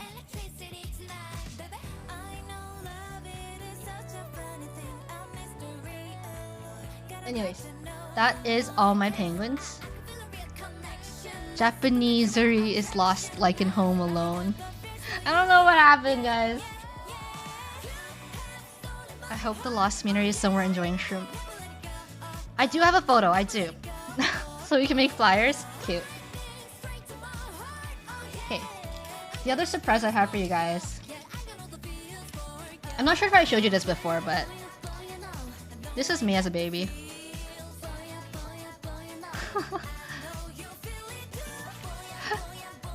I had chubby cheeks back then too.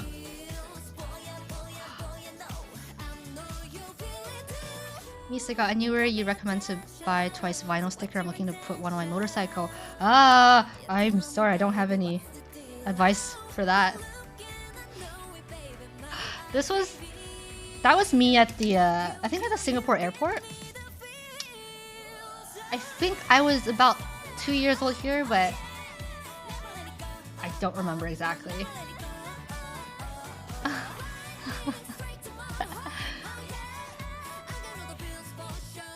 Look at that! Look at those choppy bangs on me.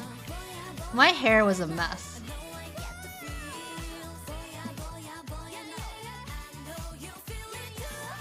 But other than that, I don't really have any other baby photos of myself. That's like the only one that I have. I have to ask my mom if she has any other ones.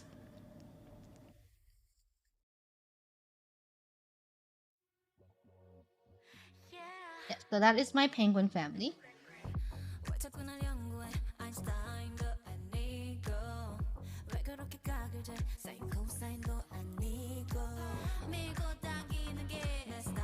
Baby Misa looking like a small Minari. Is that the photo you showed us before you showed us this pharmacist Misa photo? I don't remember. I don't have a lot of baby pictures, so.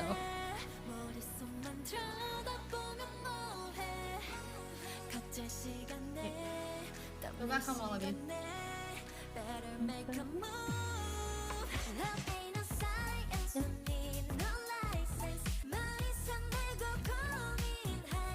Okay, we're gonna build this now. Next up, Gold Misa has to hug her penguin family and the Debu cushion at the same time. At the same time! I don't have the arm circumference for that. So this box comes with 6 little individual parts of the overall tower. And hopefully it's not too complicated to build. Ah! What did I drop? What is this? Is this a candy? There's candy in here?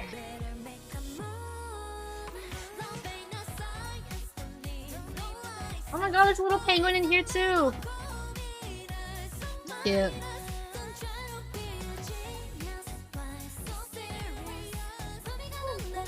Don't eat it, Misa, it's a trap. I don't think I'm gonna eat it. Yeah, so there's 6 different Pokemons in here. What's in this one?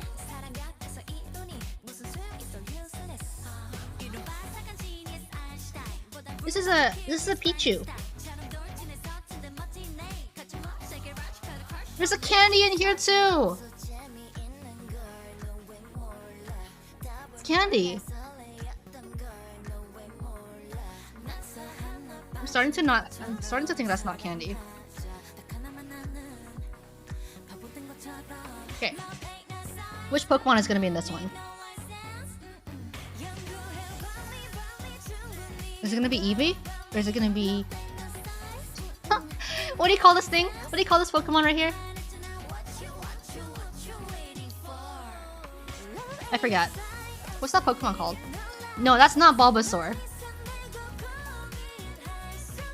Cleffa? Cleffa, yes. Another candy that I'm not going to eat. It's Eevee! Mr. Mime. That's not Mr. Mime. Okay, what's gonna be in this one, guys? What's this one called? What's this owl called?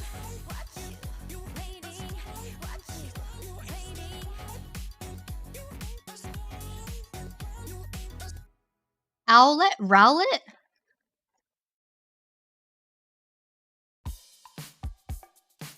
Omelette? Oh, it's Pikachu. The edgy burb.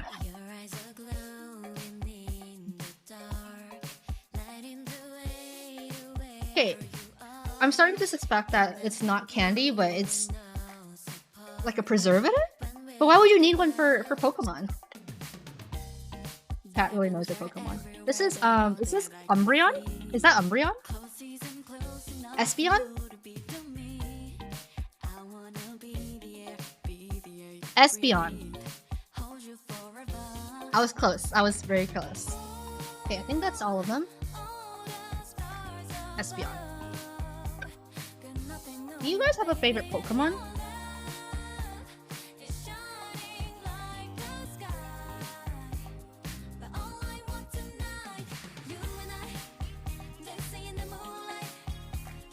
Minarion? Bye. Did you ever play Pokemon Go? I did. I did. Not for very long though. I wish I had my scissors here, but I don't. Gengar? Psyduck? Arcanine! Yes! I love Rowlet. I love Arcanine. I think Arcanine is my favorite Pokemon ever. I always liked Charizard before people started going crazy for it. Charizard is Chad. There's a lot of small parts in here. I have to be very careful. Any of the ones that look like cute girls. Oh my goodness. Can I tilt this down? I might not be able to tilt it down very far. You know what? I will build on top of the box itself.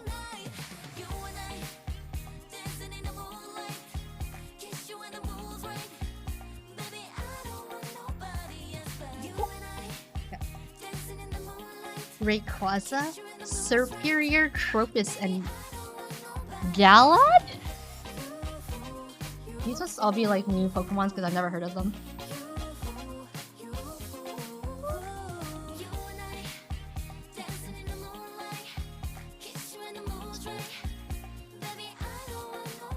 Magikarp.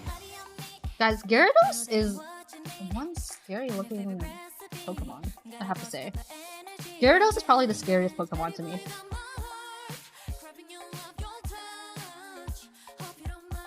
Ditto was so fun to draw. I used to draw in my notebooks all the time. Oh my gosh.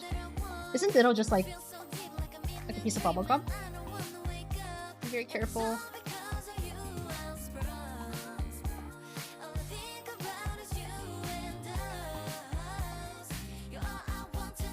Hold on. I'm not building yet. I'm just taking the pieces out.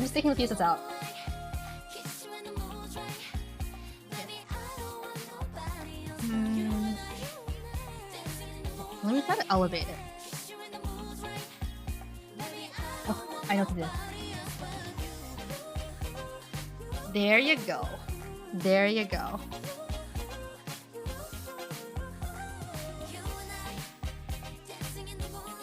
Anyone like Bidoof? Is it Bidoof or Bidoof?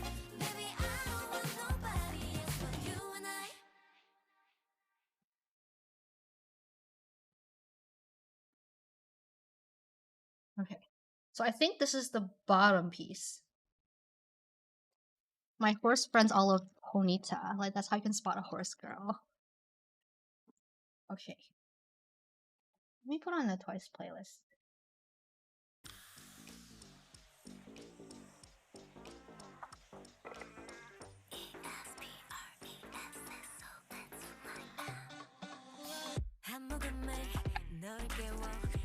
Okay, this goes on like this. Right?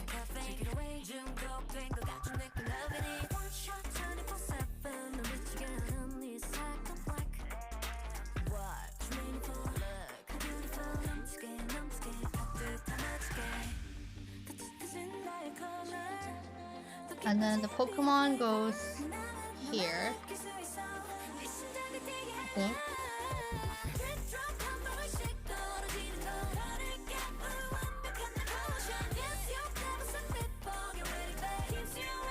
I played much Pokemon growing up. I played more Digimon than Pokemon.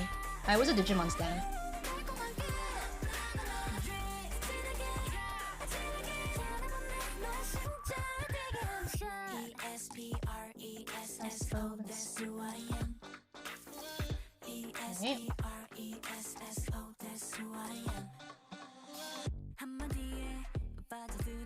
Okay, it's not too hard.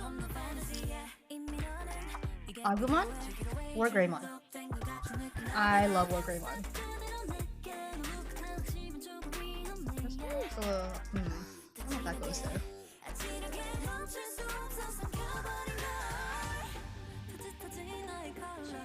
This one go.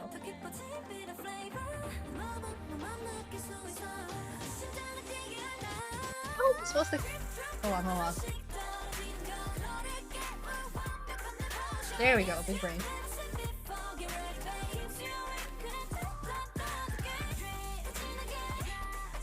Had Greymon. Wargreymon's a daddy.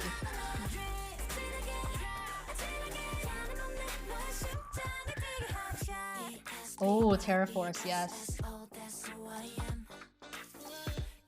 Okay.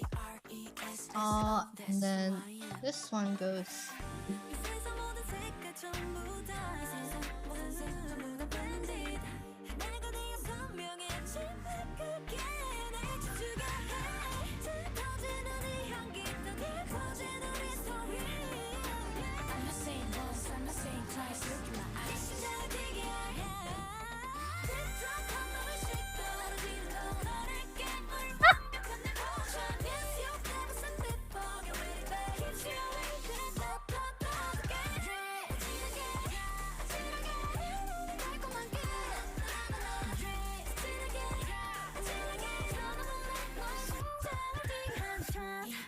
Good enough!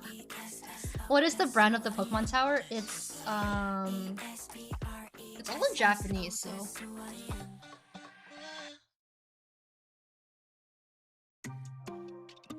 It's called Pokemon Steps. Do you ever get Pokemon cards, Misa? My collection wasn't very big. I used to have Digimon cards though. I was a very big Digimon stan.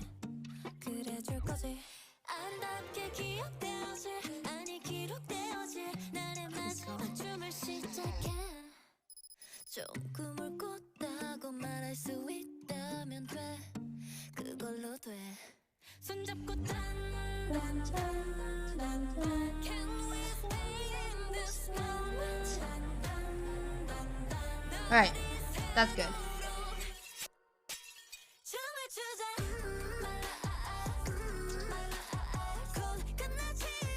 Yay!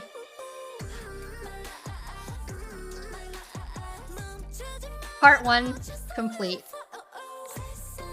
Hi Misa, how was your day today? It was okay, but it got better since I came on stream. Have you ever thought about getting fan mail, chat mail? I thought about maybe getting a PO box, but I don't really know how that works. But I will try to look into it. I think...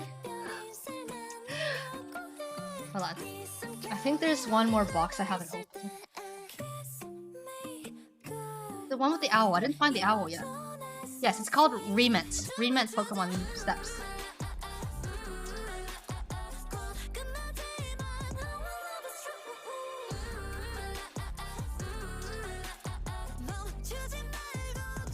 This song is so good. I wish they performed it like with a whole choreo and everything. Yes, I was missing my owl.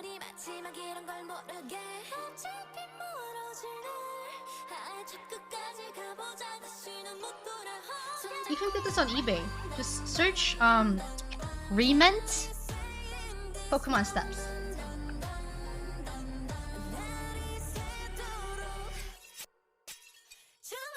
Okay, first part complete. Can you put the owl beside Small Meanery? The owl?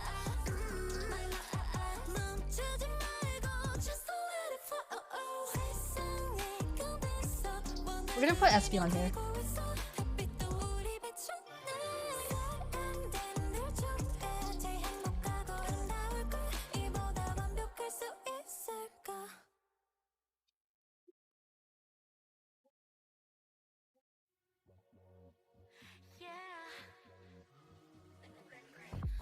Okay, what should we do next?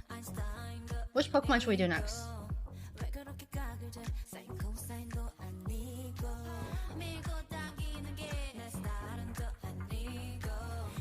Pikachu? Piplup? Pichu? Okay.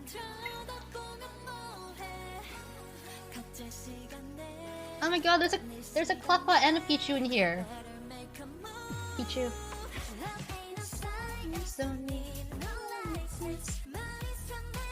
Bless you.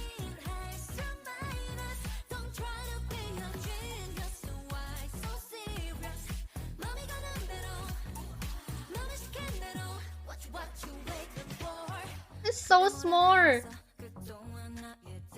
It's so tiny. Oh my god.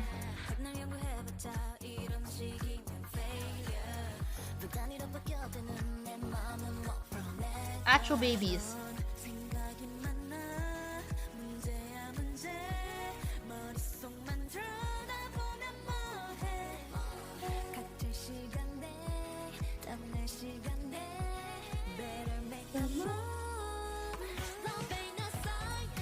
Small Meanery be rocking that table job.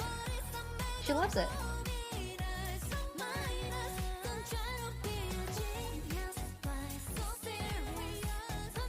I dropped the pin. In the future, I would love to have like a little office or like a streaming room. Cause there's like not a lot of space here at all. And I would love to have like different camera setups. So we wouldn't have to struggle like this.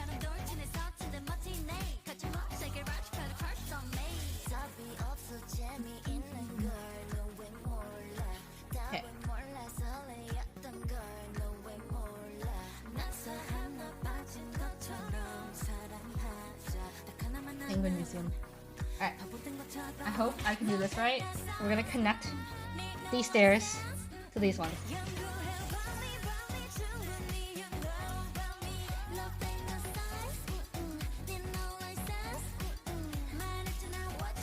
Okay, I think we did it. I think we did it. Looking good.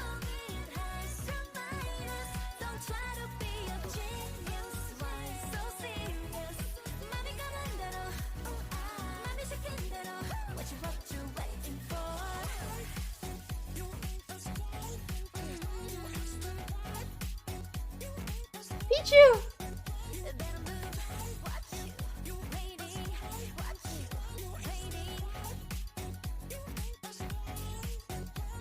Okay.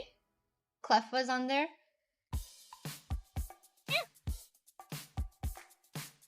Pichu go. Okay, Pichu has no butthole. So I'm not sure what I'm supposed to do with Pichu.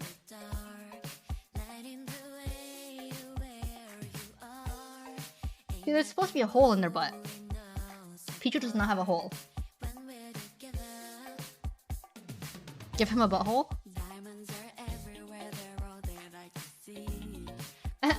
Okay, we'll have to make do without. Misa out of context.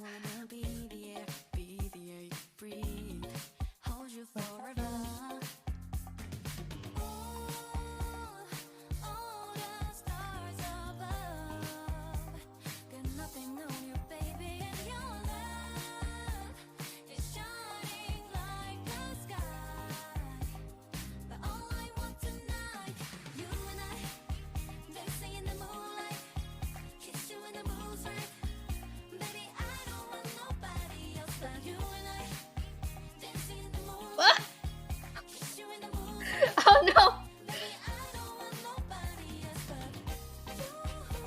Where did the other piece go? I may have lost a branch.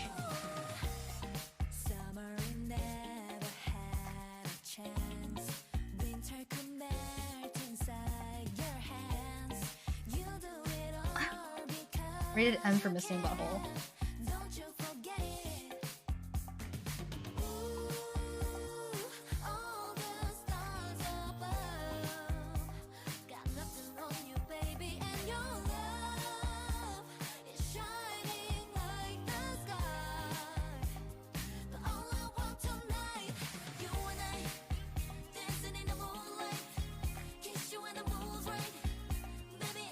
Well, the railings are so hard to put on. Okay, you know what? It's just gonna be like this for now. I dropped both branches from the Espeon piece.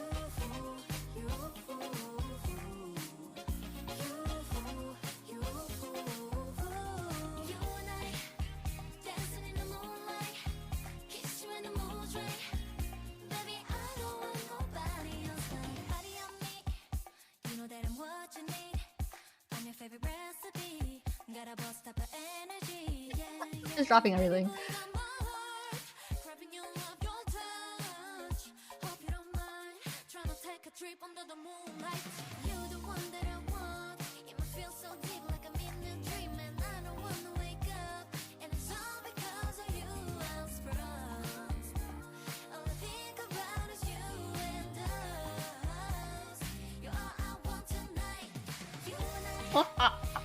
I have reemerged. What are we doing? We are building a Pokemon tower.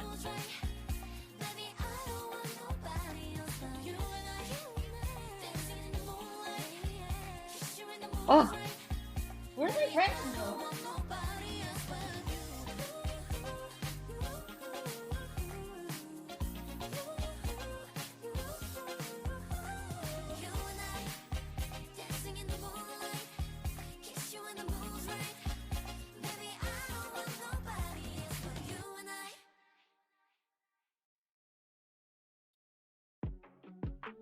Ah, okay, okay.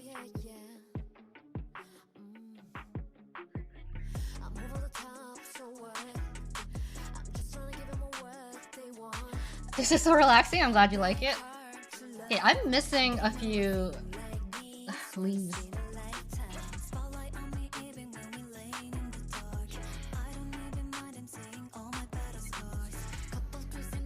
I'll find them later.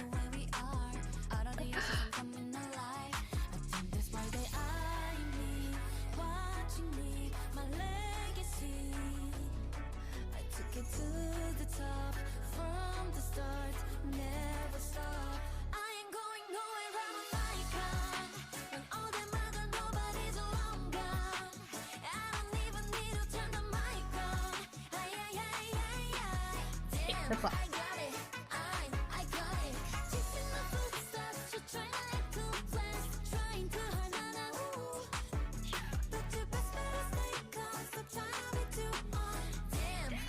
Oh my god, Piplup is so cute.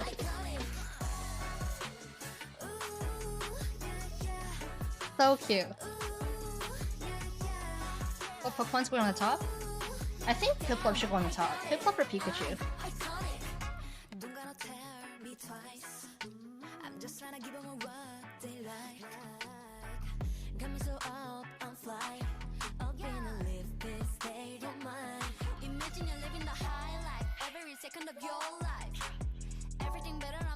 From the high rise, even when it's high tide, I know that you wanna get into the middle of my ocean. You gotta give me all my props, cause baby I'm a hustler. When they talk about me, they all saying, oh I love her. I ain't seeing no light. Look here, I'm the highlight. If you have my love, you love me for your whole life. And that's why they eye me, watching me, my legacy. What just happened? I took it to the top. From the start, never stop. I ain't going nowhere, I'm an icon. When all them other nobody's long gone. I don't even need to turn the mic on. Damn, I got it. I got it. Chasing the footsteps, you're trying to act too blessed. Trying to hurt, but you best better stay calm. Stop trying to be too on. Damn, I got it. I got it.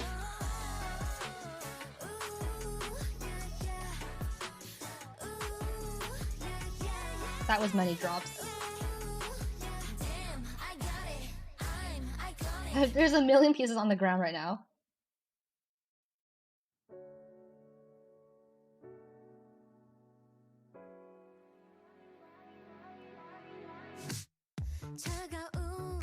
If you send me a Gundam model kit to build, I will be here all day.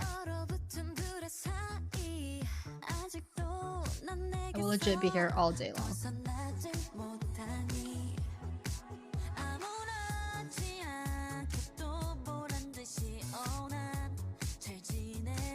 I've never built one before, but I am down to try.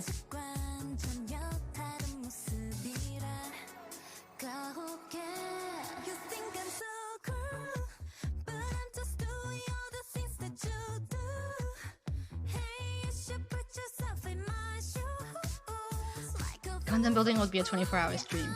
Yes, it will be.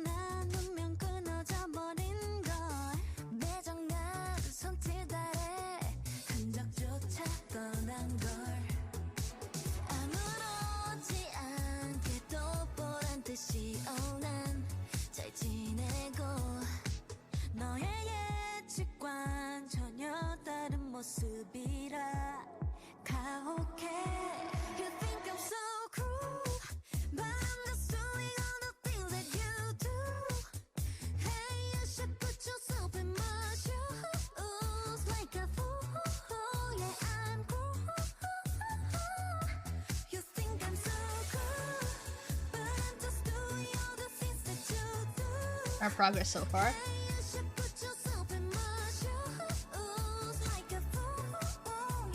Just logging Krillin is playing its Destiny.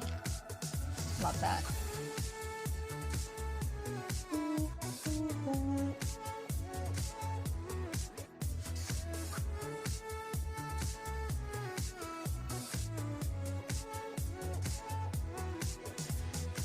So cruel 굳어진 말투 So cruel 덤덤한 표정 I know know it drives you mad. Yeah, I think I got the hang of this. I know it drives you crazy. You think I'm so cruel, but I'm just doing all the things that you do. Hey, you should put yourself in my shoes. Like a fool, yeah, I'm cool. You think I'm so cruel, but I'm just doing all the things that you do. Hey, you should put yourself in my shoes. Like a fool. How hard to go in?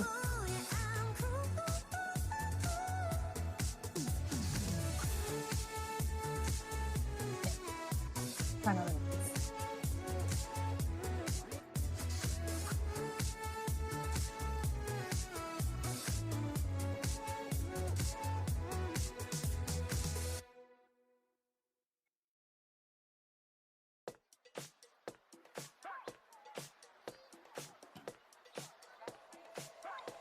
Want to go in? 함께 어래 그게 너야 향수로 가득 떠들 그게 너야 다시 생각해 어깨 위 올라온 맛을 내려 진짜 너의 모습으로 날 대해봐 가식적인 웃음 뒤에 난 더보여 아무것도 없는 나 No I ain't falling 펼친 그 상태로 날 다시 다루기로 해줘 Baby show me the real you 진짜 널 과연 내 진심은 어디까지 Okay. 인 거야 너 꺼질 때 몸짓에 모두 다 웃기지 마 모르지 않아 real you 나 또한 숨기지 않을게 real me 사심 없는 미소를 지을 때눈 맞춘 날 설레올 때 그게 진짜야 that's how I real love yeah I want them from you 멈추지 마 oh yeah yeah yeah I want them from you 그게 The 너야 tall tower, isn't it? oh yeah oh yeah 차가워지지 마 차갑게 뻔히 보이는 장난에 쉽게 속지 않을 테니 no more yeah It's so fragile! 잠시 멈춰서 Hey stop right there 네 모습 다시 떠나봐 Look at yourself Yo 걸음걸이 속에 모든 본성을 숨긴 허색을 다음 Oh my It's obvious It's obvious 가식적인 웃음 뒤에 난 더보여 아무것도 없는 나 No I ain't Therapeutic, like Mina's Lego video. I'm glad. Okay, so let me clear up some space on my desk.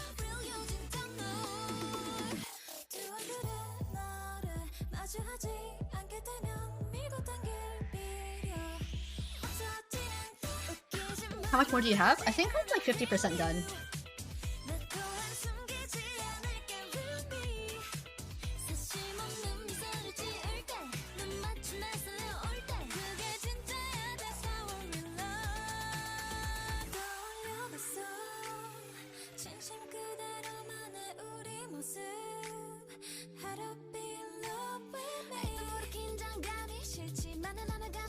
I'll put the Pokemon down at the very end.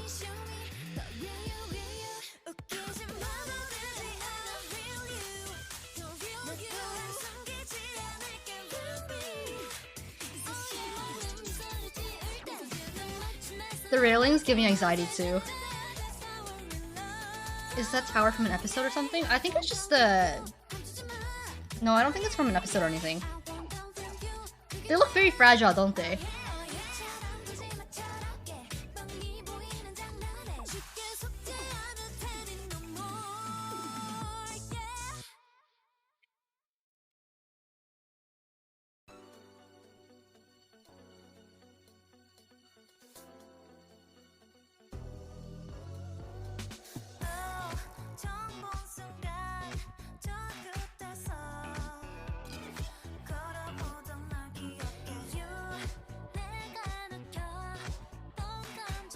If Hunter was alive, she would try to climb your tower. She absolutely would.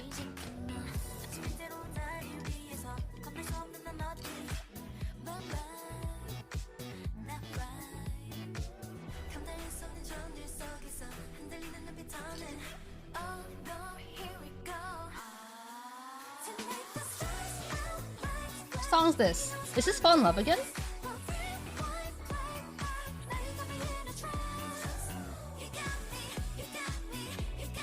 Times Tower, unfortunately. I'm not very good at recognizing Twice songs, but this is a very good song.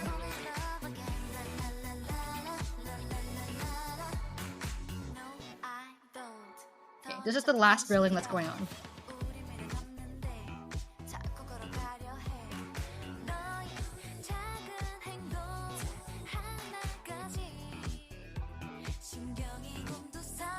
I know you guys can't see it very well, but it's almost done.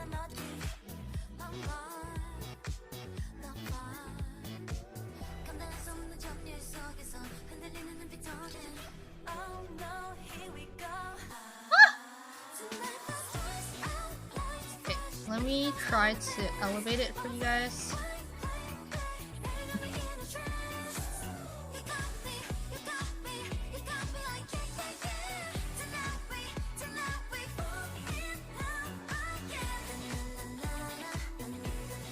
Sounds so good. This is Nayeon's song, right?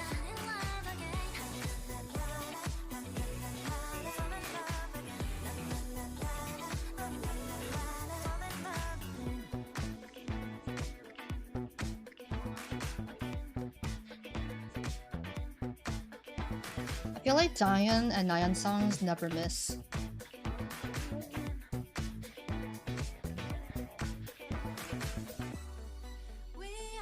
They always write my favorite songs.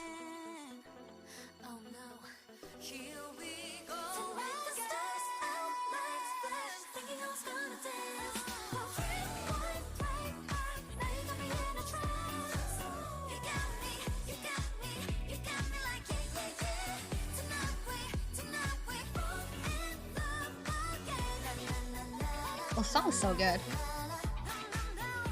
And Momo songs don't miss. Momo's written hot. What else did she write?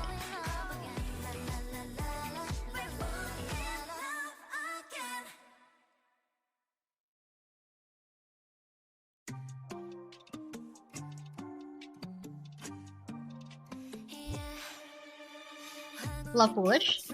Oh hell yeah.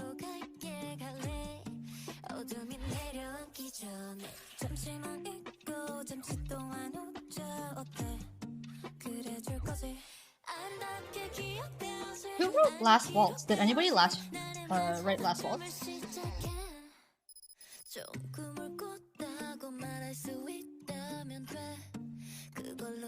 Can you play Bittersweet after this one? Bredo, get out of here.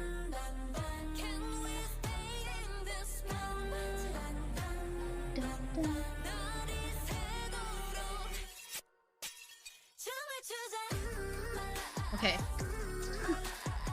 I might have made a mistake by putting the railings on first.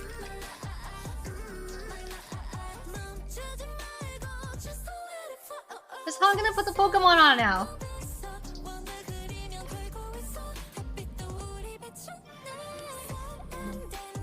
Okay.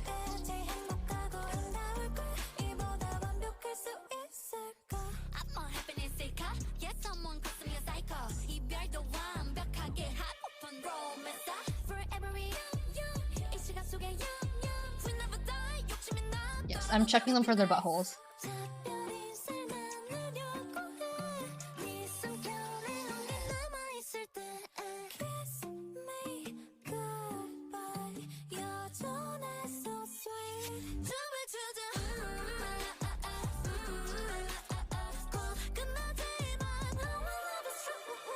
Eevee's butthole is on its leg, on its foot.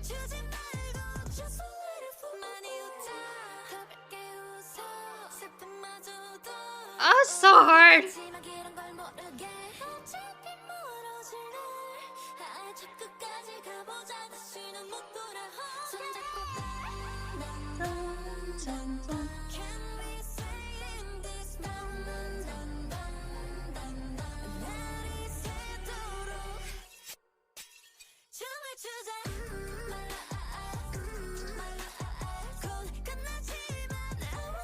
Perfect.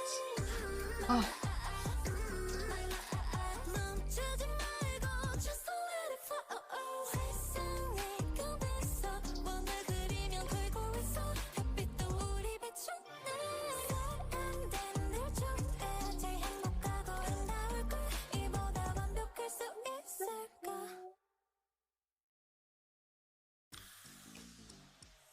album is so good.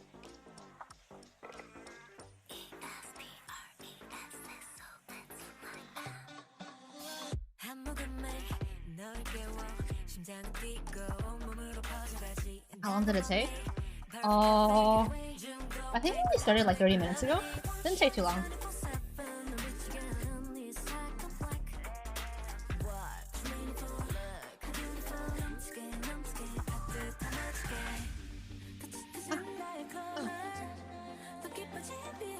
Like doing surgery.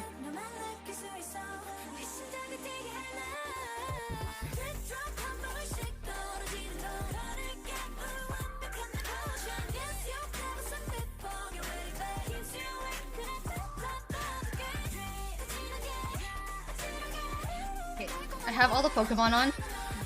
Except the Pichu, who has no butthole, so Pichu's gonna go anywhere.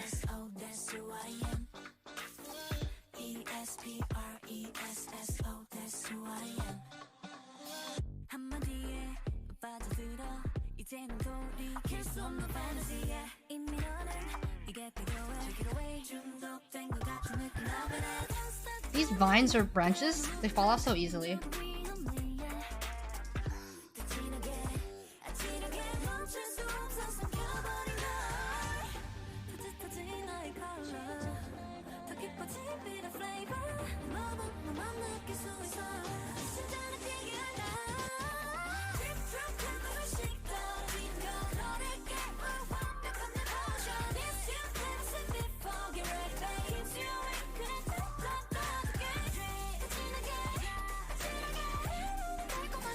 Kangy.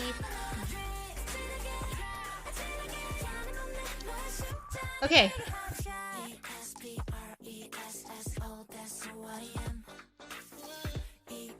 I don't even know how to show you guys because this feels so fragile.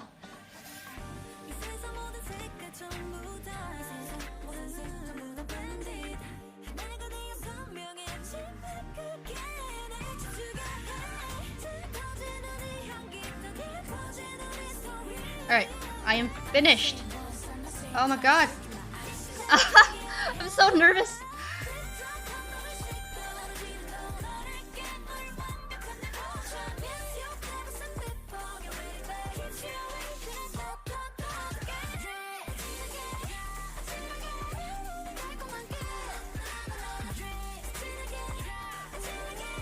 Cookie plate part 2?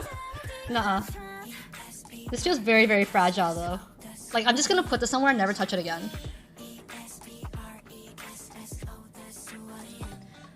The rally is upside down, yes. The rally fell asleep. Is that what it's called?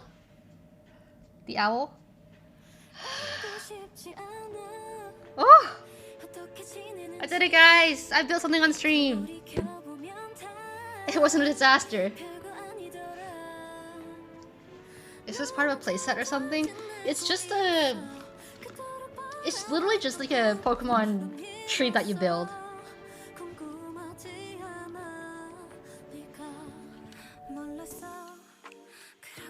No, no durability test. It's gonna fall apart. Hurt.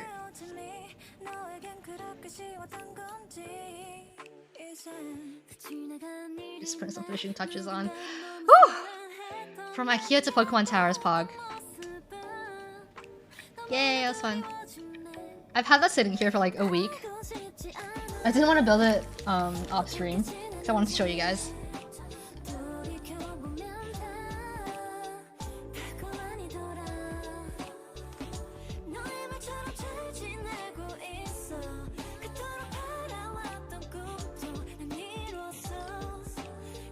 What song is this? Is this Rewind? Yeah, it's Rewind, right?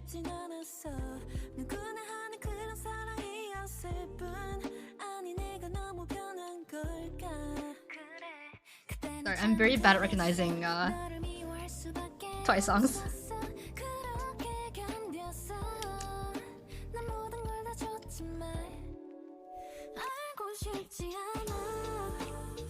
Do you think this would balance on Small Minori's head?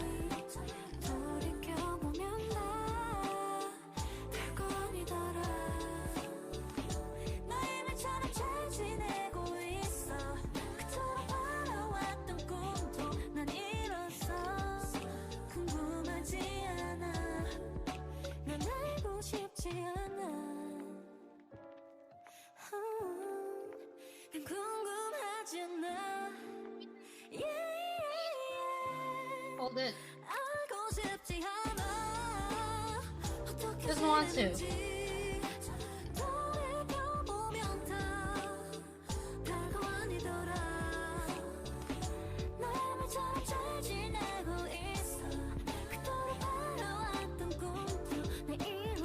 And when that falls, I'm paranoid it's gonna fall.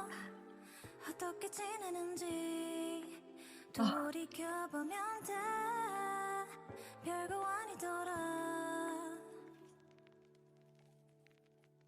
Probably shouldn't leave that there, huh? For the content? Let it fall for the clip? No! I spent all my time trying to build it. It won't fall. She's holding on to it. Small Minori, don't let it fall.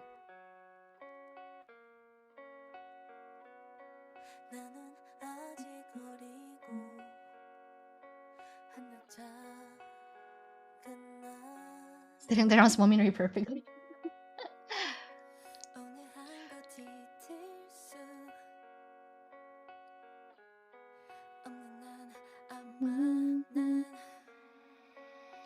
No cookie part 2. I put so much effort into building it. Small Minori's look shifty.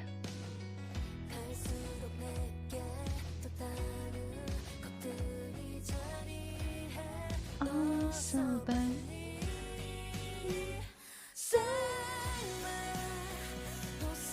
I'm just like constantly aware of this tower behind me.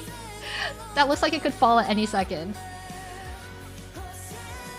Literally all I have to do is just shift my chair a little bit.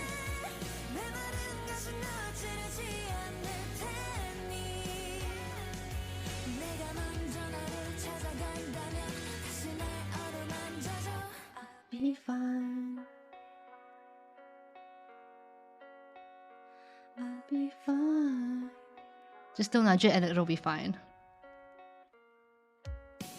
I'm not gonna drop it. I'm not gonna drop it.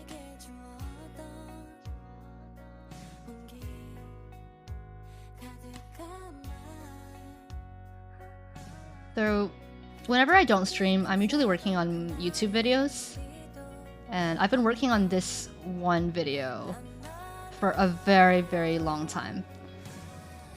It's the why I quit Stan Twitter video. I've reached out to translators and big accounts from other fandoms because I know a lot of them feel the same way as I do about Stan Twitter. And after the stream, I'm probably gonna film a part of that video. Hi Danny, welcome back. Basically, but I'm also a little bit. I have to be very careful with where this video goes.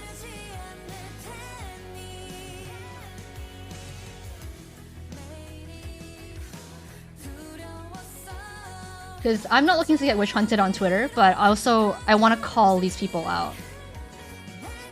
And call out all the fans who ruined the fandom. Because really, every translator I know has quit the fandom partly because of these edgy toxic stans. And it's not fair for the fandom. Like these... They're usually multi-stans too. These casual multi-stans who go around just tormenting big accounts in the fandom and causing fan wars.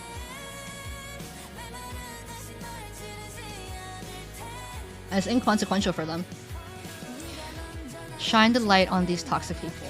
I've kept screenshots.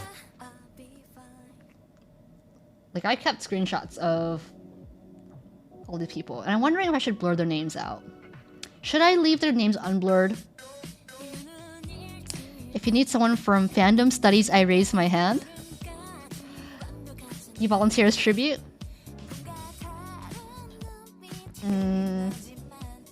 Leave the names? We'll see. think you should blur them. I would not blur it out. Expose them for the horrible people they are. I'll probably end up blurring them. Because even if I expose them, they're probably just going to change their usernames anyways. Yeah, it would only cause more drama and toxicity not to not blur them. Yeah, that's what I was thinking.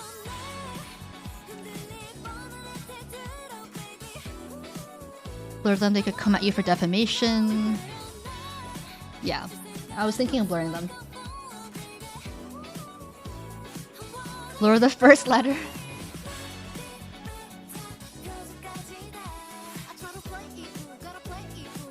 I was intending on blurring them. Because I don't... My point isn't to have these people attacked individually. I feel like that would amount to nothing. Because I'm not making this video to like personally attack these people. I just want to call out like what goes on Stan Twitter, and I want to, you know, tell people this is partly why I quit. So for me, I don't care if these individual people get called out. I'm sort of just calling out Stan Twitter as a whole. Black bar them all, just show their profile picture. Like, I don't care about these individual people. It's just it's a hive mentality on Twitter. So even if you get one of these people attacked, one or two, it's not going to change anything.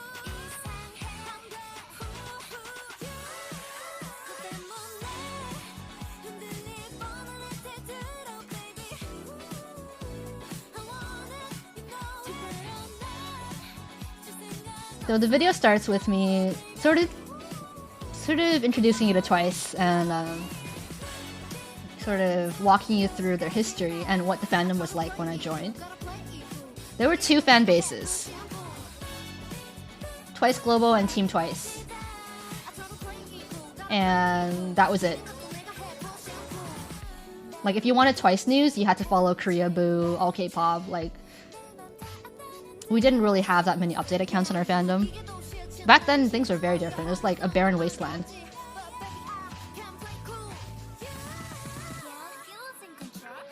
But you know what? The one thing that has never changed was it was always onces against every other fandom.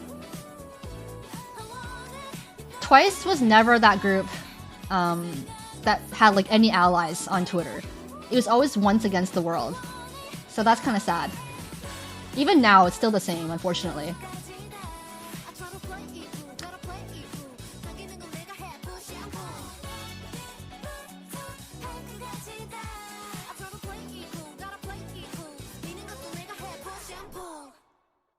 I feel like we're kind of friends with ARMY. I don't know about that. I feel like some people might think we're friends with ARMY only because ARMYs I know also get attacked by everyone else, so it's like we're both just victims of the same kind of thing. My suffering from success. Posture check. There was that one time ARMY lit up their light sticks for Twice during an award show since they had a Black Ocean. Was that ARMY's? I don't know. This memory escapes me. It's unfortunate that there are toxic fans in every fandom. It's really unfortunate. But I feel like that's the price to pay for success, because Twice has always been like one of the top girl groups. So it's like nobody wants to be friends with our fandom. Twice only has one season, that's more than enough for them. I truly think so. I think they're at a point in their careers where they don't put too much focus on the awards. I think there's just an underlying toxicity to fandom and stan culture in general. There definitely is. It's because we're all anonymous and inside a bubble. You get to choose who you follow on Twitter. You get to choose like what kind of things show up on your timeline. If you see something you don't like, you just block it out until you're left with only what you want to see and hear. Or thank you for the tip, Jonathan Harder. Oh, I was supposed to draw you something. I was supposed to draw you something today. I will remind me next stream. Remind me next stream. I will draw you 2 pictures now. Yes, if you guys tip to my tipping jar, I will draw something for you. I would do something in return. Remind me though. I forgot to this stream. I forgot to. Thank you. I really appreciate it.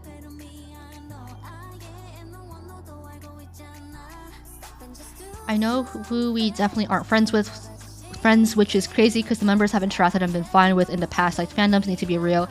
It just goes to show that some fans don't care about who their idols like. They don't care about what their idols support and stand for. They only care about... What do they care about? People tend to use their idols' achievements as their own. It's like if somebody insults you, just go like, oh yeah, well my idol sold like 100 million albums and sold more than you. It's like they use their idols' achievements as something to attack other people with. They identify with their idols' achievements as their own. I want a picture too, please. I need to go. I haven't tried drawing since the last stream, but I need to practice drawing digital art. Your idols don't know who you are. You sold 100 billion albums compared to your 99 billion. Ended, tanked. These people all talk the same way too. They use the exact same slang, the exact same expressions. I'm so over Stan Twitter. It's like you notice anytime that anyone gets offended on Stan Twitter, they start attacking the idol in your bio or in your profile picture. They go after your idols. Or they'll prove how their idol is better than your idol. I don't know, it's so stupid, it's so childish. They feel like bots.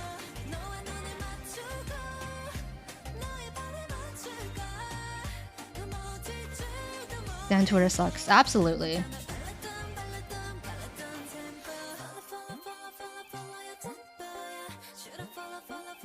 Bot mentality. This is why I only use Twitter for updates. If you are not on Twitter, I suggest you stay off. You're doing yourself a favor. Interacting here feels more genuine.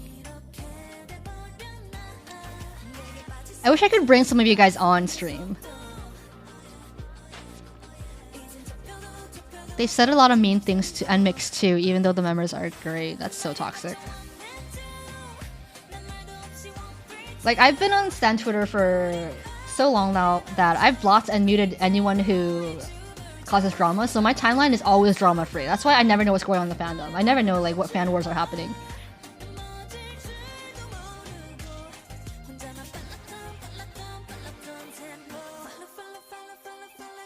Twitter kills all fandoms, doesn't matter what it's about.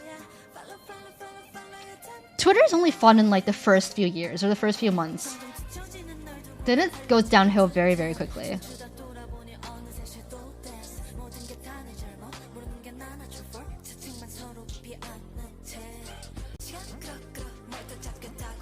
Good thing you have us with you to support you, and I appreciate you guys every day for that. I never take it for granted. Bye, Shincross! That's some mental health awareness there to block those people. If you see something you don't like, just don't interact with it. Don't interact with it. Because, you know, it's like your YouTube algorithm, right? If you're constantly clicking on videos that you don't like, if you're constantly watching videos that you hate, YouTube's gonna recommend more and more of those videos to you, to your timeline. Until your timeline is just, or your front page is filled with things that you hate.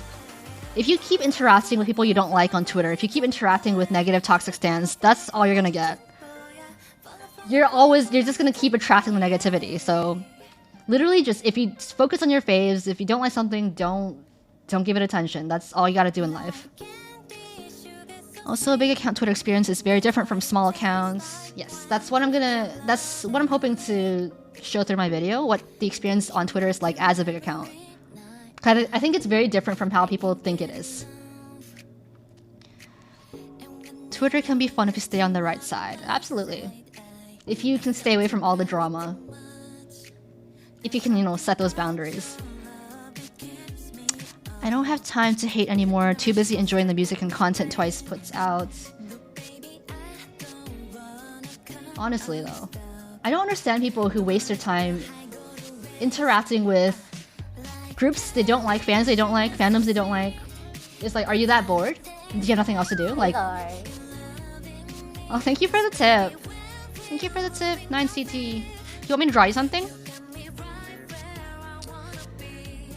I can draw you something. What would you like me to draw? It takes effort to hate someone. Will it kind of be like a video essay style? Yes, it will. It's gonna be like half documentary, half video essay style. I don't have time to hate anymore. Oh, I read that already. I don't know where they learned that when the Twice girls are so pure. It's because they're not really Twice fans. I'm convinced they're not really Twice fans. If you truly stand Twice, how can you go around, like, defending your idols is one thing, but like going around purposely, intentionally spreading hate is another thing. No, I just wanted to thank you. I'm studying for my bar exam and I'm so stressed. Your streams really helped me to relax and forget about it. I hate my past self that decided to go to law school. Aww. You can do it, 9CT. Is there something else you'd like me to call you besides 9CT? I feel like that's a character from Star Wars. When is your bar exam? Instead of celebrating the success of their idols, toxic stans rub it to other fandoms just to assert that they are the better fandom, and that's like a symptom of HPD. What's HPD stand for? A lot of those fans set up Twice for hate too. When I see that kind of stuff, it's like, it's so stupid. Like, obviously, if you have a Twice name and a Twice profile picture, and you're going around bashing every other idol out there, like, what do you think is gonna happen? Histrionic personality disorder. Oof. You can call me Connie. Okay. I'll call you Connie. The one you got on your profile pictures wouldn't want that. And what's really annoying is when antis of Twice set them up. Like, they make a whole new Twitter account, a whole new Twitter profile, with like a Twice related handle and a Twice profile picture, and they go around like intentionally bashing other groups just to attract hate for Twice. And I hate it because nobody can tell the difference between a real fan and a fake fan who's setting Twice up. Like, they just see, oh, this Twice profile picture is attacking my faves. Time to attack Twice back. Like, just like, if you spend 2 seconds looking at the account, you could tell they're a troll. They're not even a real fan. It was so frustrating.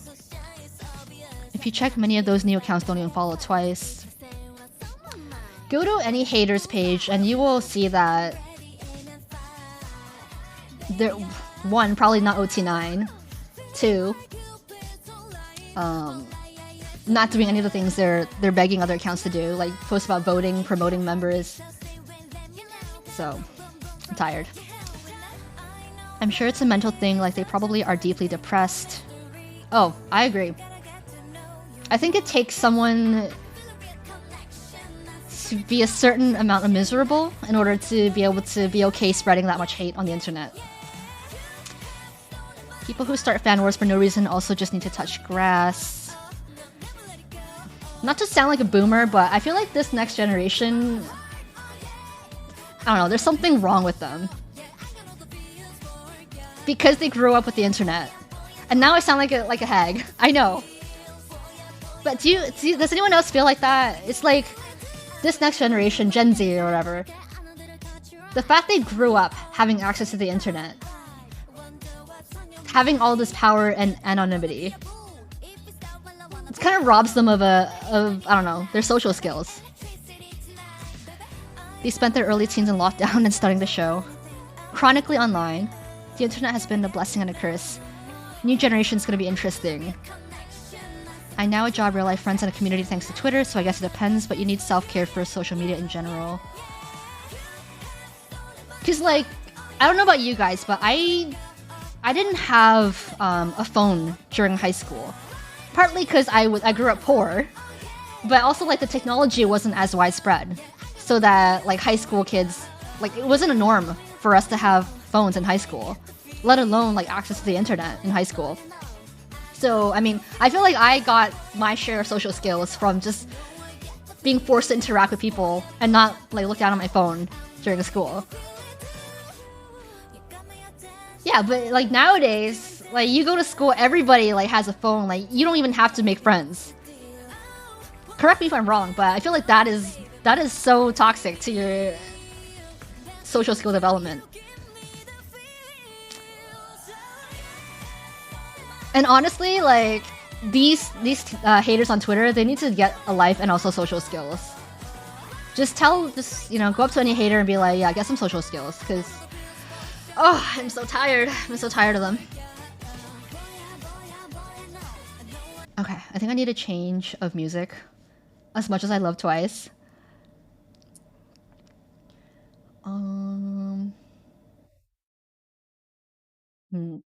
But you guys don't like sad music, right?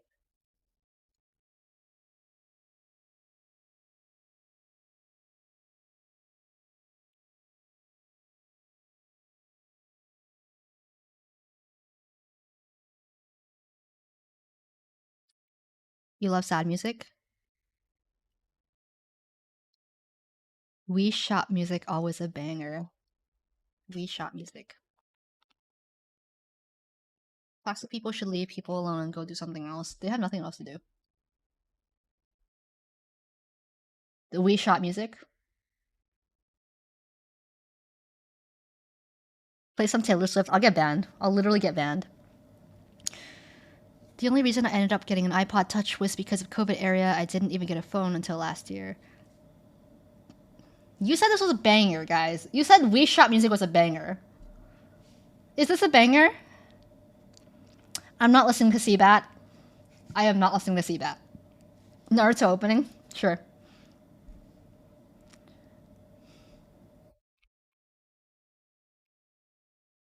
Pokemon music is amazing. This is the full version of the Pokemon theme song. I don't think I've heard the full version before.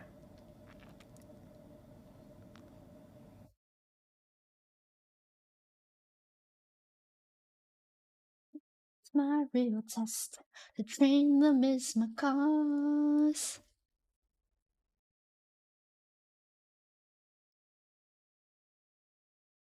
Dun, dun, to understand all that's inside. There's a YouTube channel that does jazz covers of video game music and it's incredible. What's it called? Pokemon? In the world we must defend. Gotta catch 'em.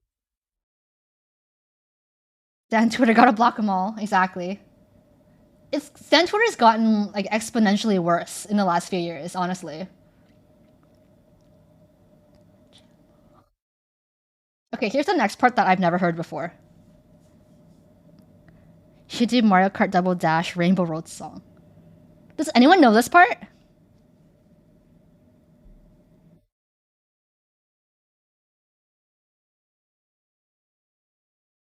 I've never heard this part.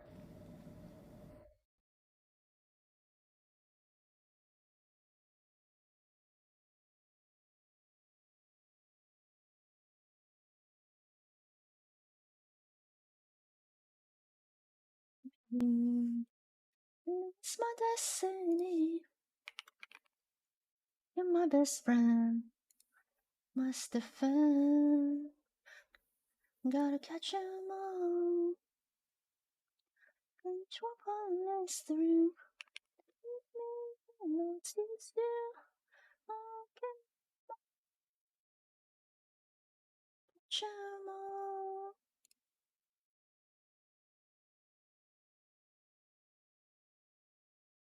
Have you heard the Pokemon XY version of this? I have not.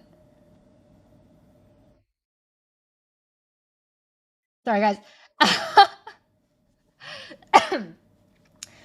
Have you ever guys tried AI arts? Because I tried putting in Twice OT9 and it gave me this. It gave me this.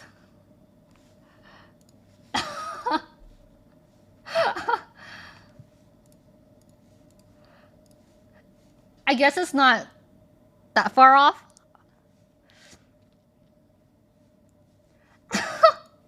Alright. What should I put?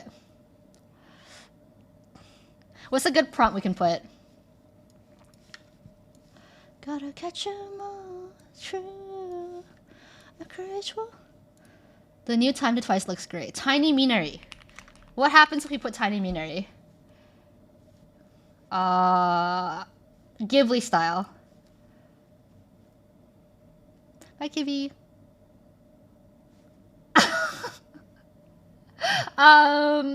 I see some semblance of a penguin here, but not much.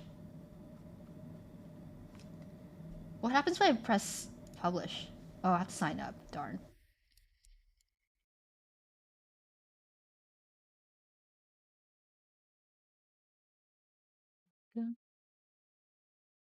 It's pretty. Hi, Walls of Jericho. Mina Penguin. Mina Penguin. Realistic.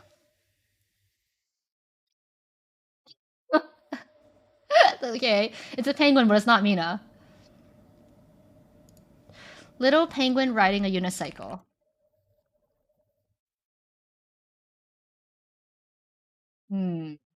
Comic book style. Dun, dun. Hey, pretty good. Pretty good. Pretty good. Okay, what if we do Pineapple Booty Squad? Pineapple. I'm almost scared of what result this is gonna have. Hi, Ghostfire. Arcane.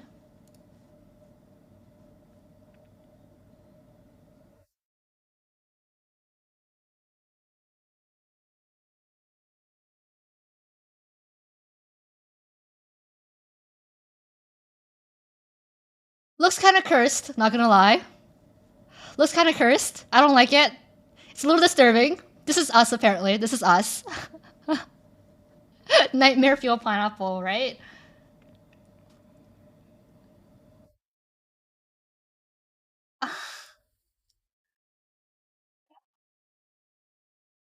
Crayon or Dream Studio? Are those better? Ah. Okay, okay, okay. Boob the Blobfish? Jigglypuff as Reese's Puff cereal. Jigglypuff as Reese's Puff cereal.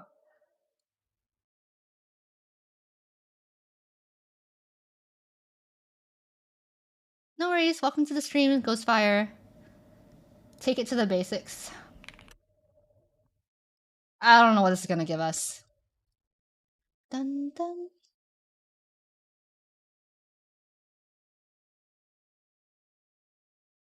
Take it to the basics. This is what you get. Bye, Joyce.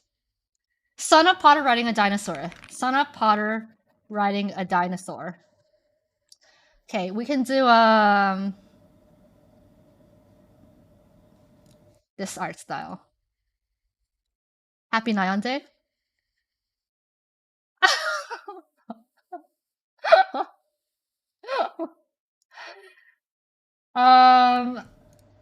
Yeah. This is Son of Potter riding a dinosaur. Why his legs like that? I don't know. Sana and Cheong in Italy eating spaghetti. Cheong in Italy eating spaghetti. Realistic.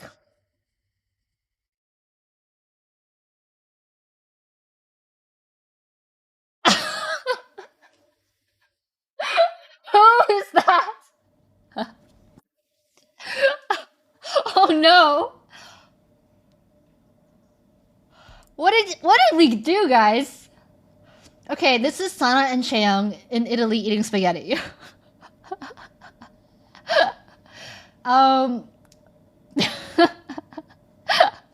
Which one of these is supposed to be Cheong? Which one is Sana? Wrong Sana and Cheong. Yeah, where's the sauce? Oh god, what? Okay, this didn't turn out very well. Jigglypuff is Reese's Puff cereal. This didn't turn out very well. There are 2 imposters among us. That doesn't even look like tea. Alright, let's do Misa and tea. In a spaceship. Let's see what we get.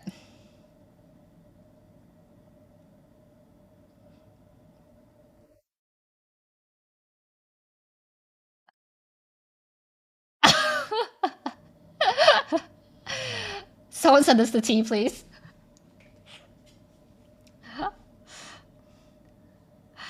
Which one is Misa? I don't know. Neither one looks like me.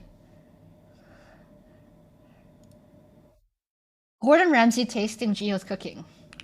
Gordon Ramsay tasting Jiho's cooking. Comic style?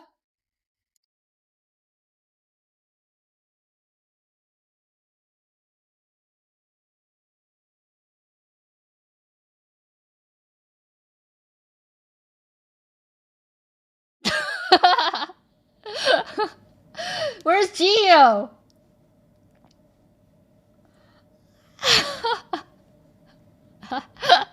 It's okay, not bad. It's not bad. Gordon Ramsay tasting Gio's cooking. I like it. What was the other one? There was Crayon and there was something else. But Crayon is kind of slow. She's adding the salt in here. That's Jihyo adding the salt there.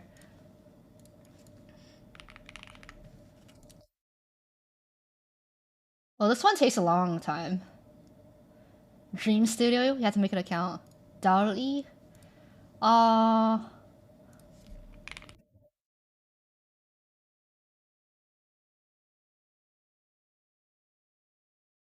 this one, I have to make an account and I have to join the waitlist. Darn it. Do Nyan looking at a wall? Nyan looking at a wall. Let's do Melancholic. Stable diffusion is free.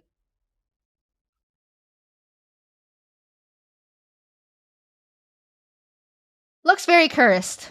Looks very cursed.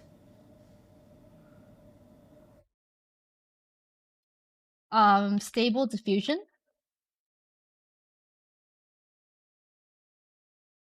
Okay, let's try this one. That's pretty cursed, isn't it? That's pretty cursed. Momo holding a peach.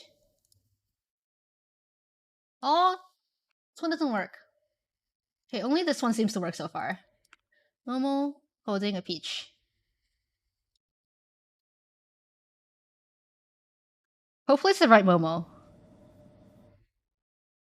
Hopefully it's not the other Momo.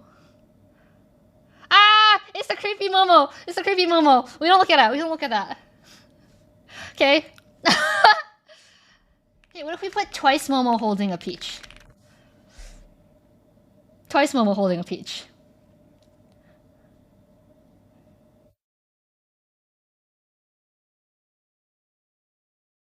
That's cursed. That is cursed. That is so cursed. I hate it. I hate it.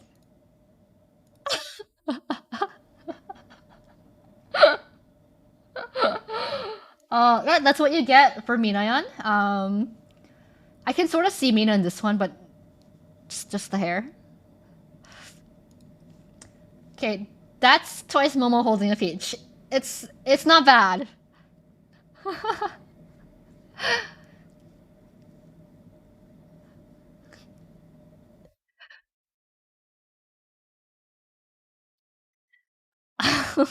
I see like 3 Yegis.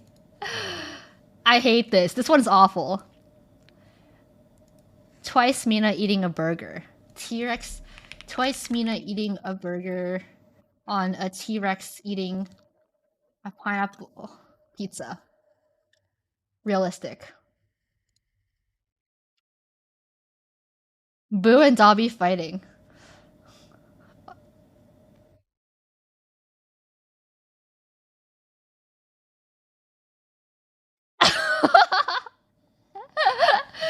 That's awful. I hate it. I hate it. There's a pizza because the prompt was twice Mina eating a burger on a T-Rex eating a pineapple pizza. Where's the T-Rex? Fail. The hands. Where? Maybe the hands are the T-Rex hands, you know? Okay. Boo and Dobby fighting. What are we gonna get for this one? It looks like Sana. Oh no!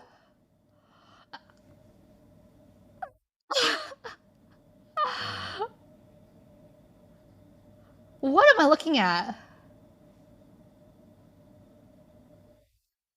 That's not right. That's horrible.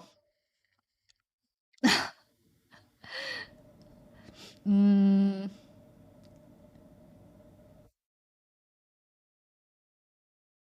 What else should we put? Oh, like all these different styles. Steampunk. Hmm.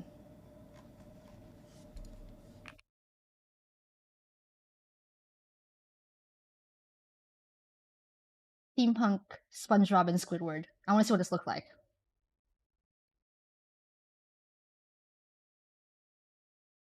It's kind of cool. It's kind of cool. I'm not gonna lie. You can sort of make out SpongeBob and Squidward, but they're kind of like melted together, like a Chimera hybrid. This stream has become a bunch of artwork that does not belong in a museum. What do you mean? These absolutely belong in the museum. Nayeon and Jonghyun getting married. Line art. Oh, okay. That's actually. It's not that cursed. It's not that cursed. This is Jonghyun and Nayeon getting married. I'm assuming this one's Jonghyun and this one's Nayeon. It's kind of creepy, but it's not horrible, right? It's kind of it's.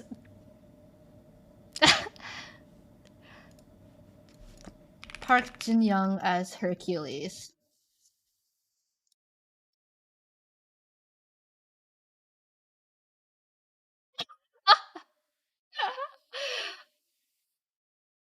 Park Jin Young as Hercules.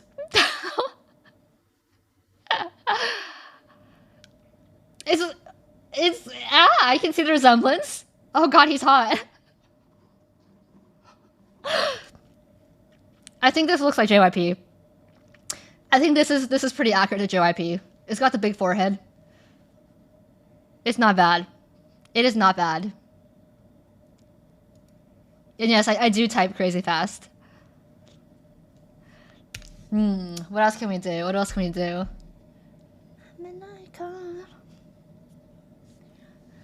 Bald twice Mina. I am afraid of this result. Got it. I got it. What do we want? What style do we want? Retrofuturism?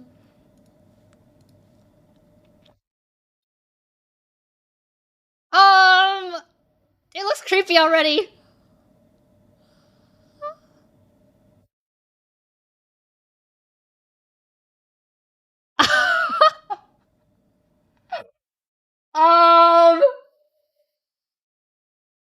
Humpty Dumpty looking. Oh, good lord.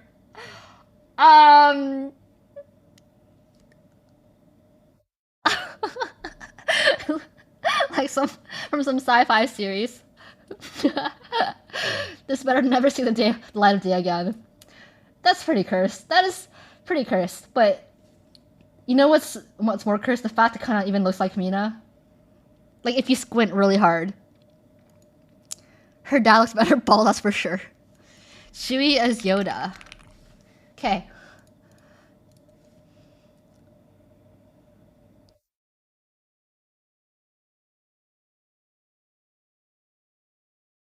Actually kind of cute. Actually kind of cute, not gonna lie.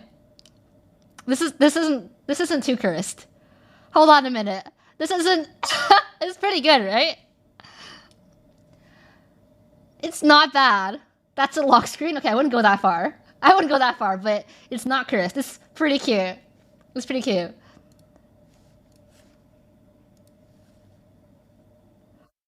It's a second win for this website. Sana cooking.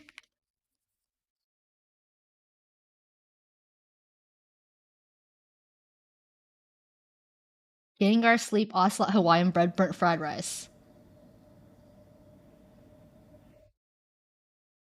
This is an absolute fail. What is this?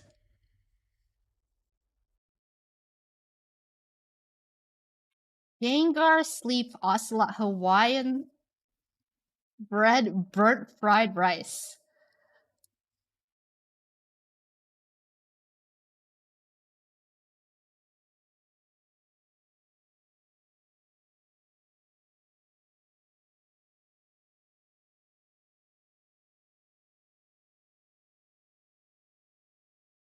Yeah, that's pretty messed up looking.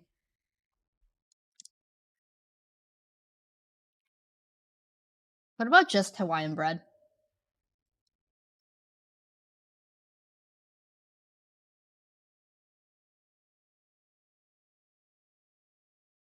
I like it. I like it. I like it. Looks like a Hawaiian bread. Why does it look like flesh? That's the profile picture right there. Will it give you the same art twice? Oh. Shall we try Bald Twice Mina again?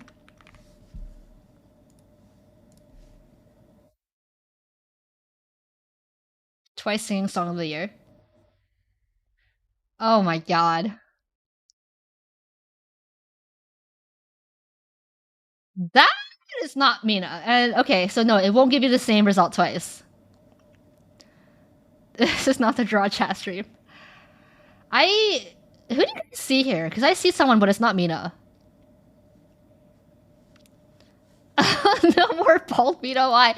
I just wanted to see. I just wanted to see if you could get the same artwork twice. Dewey, I see more of Dewey than Mina here. Looks like those scary AIs, right?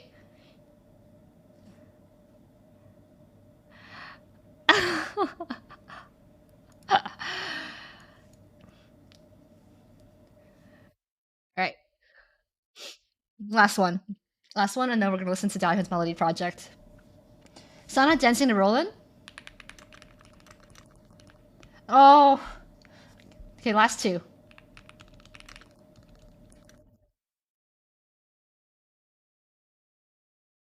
Orochimaru and Professor Snape as best friends. Dahyun drinking LA water. That looks more like Nyan than anything.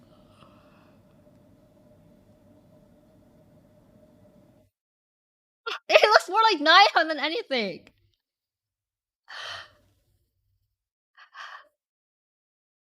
Literally no trace of resemblance to Sana. No trace. Nyan for her birthday. Bruh, fail.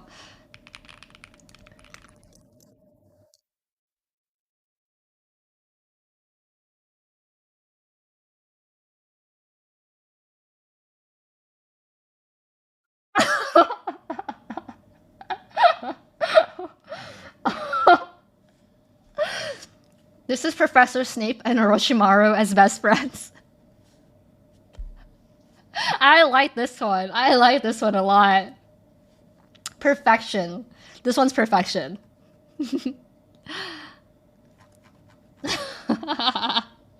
They look like very good friends. They look like very good friends here. Perfection. Twice Last Supper. Twice Last Supper. Believe it, Sasuke.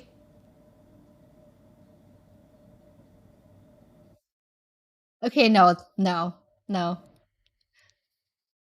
Naruto kissing Sasuke.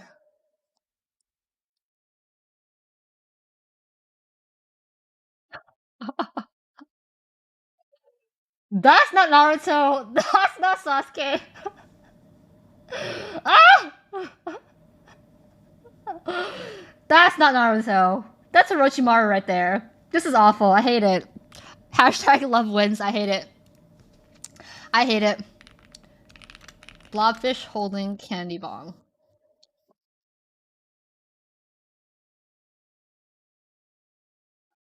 Sonic and Mario kissing?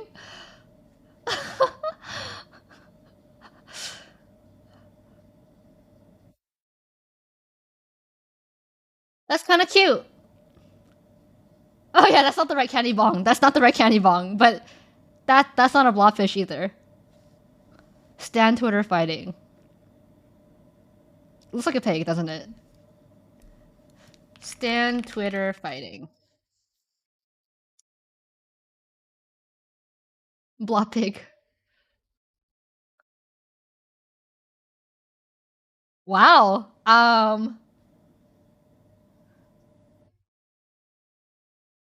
Not what I expected. Not what I expected.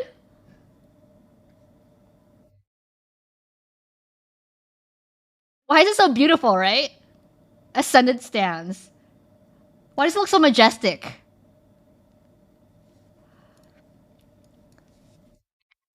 Stan Twitter fan war.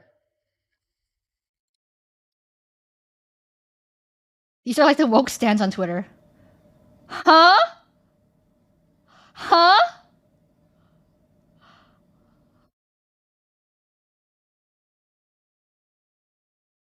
Literally what? This is what Stan Twitter looks like. Loki, that's IU. She didn't shower.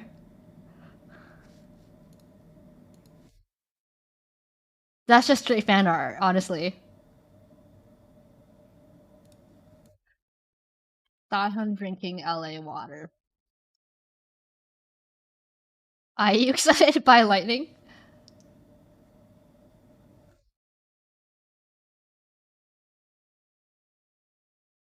Um, it's not terrible.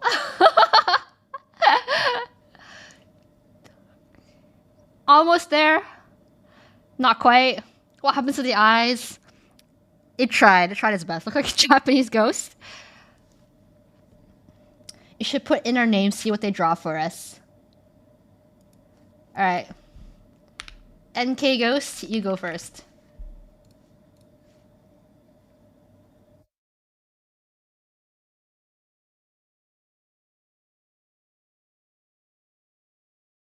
Congratulations, NK Ghost. You're some kind of barcode scanner. I've tried Pineapple Booty Squad. But I could try it again. Pineapple Booty Squad. See what we get.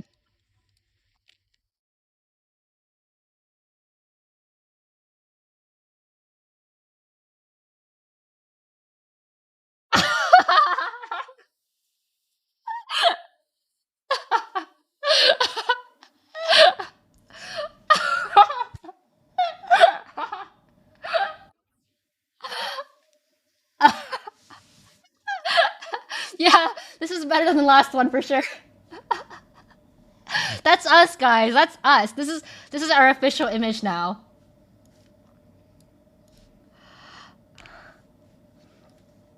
Oh my god. I wish I could save this.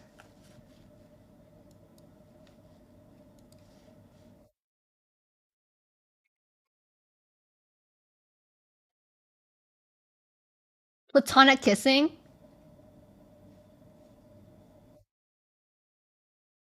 Even the pineapples have legs. Yeah, I saved that one. This is much better than the previous one, I have to say. Try platonic kissing.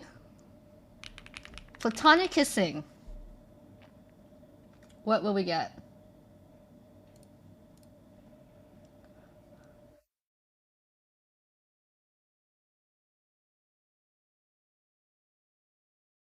It looks like two penguins. How is this platonic kissing? Horrible. Misa puffs.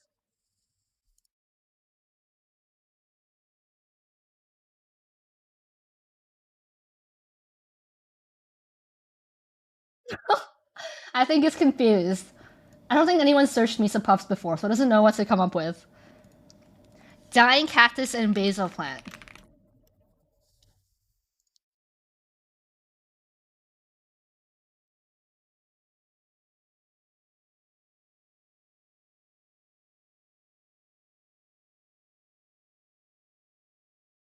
I see the cactus. Where's the basil? I don't see a basil plant here. Reese's Misa Butter Puffs. I see just the cactus and nothing else. Felix doing the ad libs for no problem. What is it gonna come up with?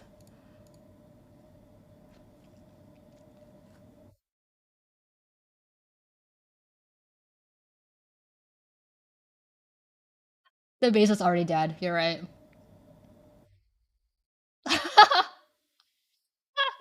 It's Felix! The resemblance is uncanny. Dun, dun, dun, dun. Yeah, this is the most cursed of all, honestly. Okay, last one. Oh, what if we just put Misayan?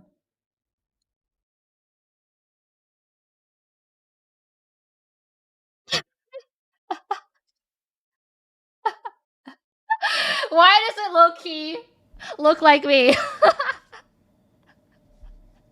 That's creepy. That is creepy. That's my profile picture now?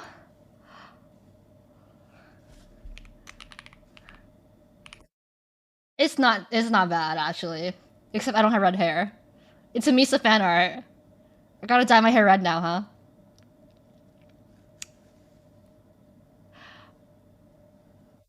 I'm a little afraid. How did it get this? How did it get this? I thought I did realistic, did I not? Let's try again. Twice next comeback. Maybe AI can predict the future.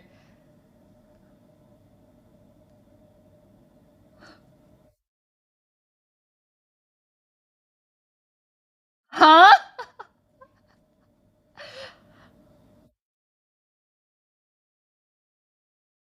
Cursed. Cursed.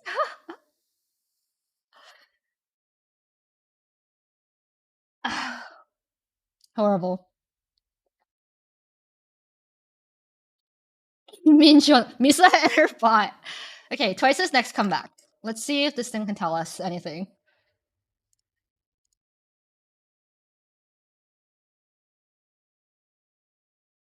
Alright, guys, this is Twice's next comeback. This is Twice's next comeback. Anticipate, okay? They're going with some futuristic Star Wars concept here.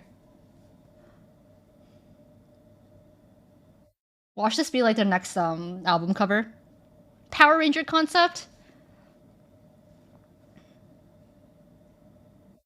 Save this, okay? Save this, and when they announce their next comeback or their next subunit, yeah, maybe it's the next subunit.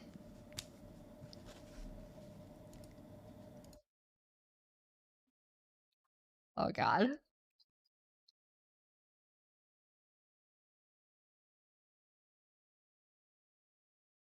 Sell the photo as a leak for the next subunit. So it's a 2-member subunit? Is that what this is trying to tell me? Nyan and Nyan subunit. Let's go.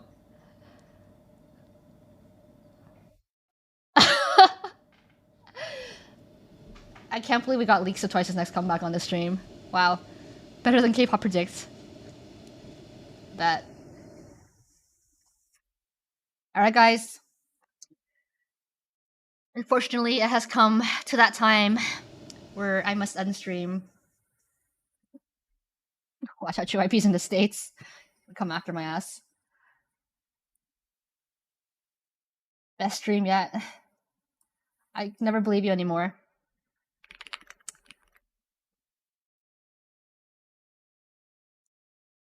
Sapphire Jalapena?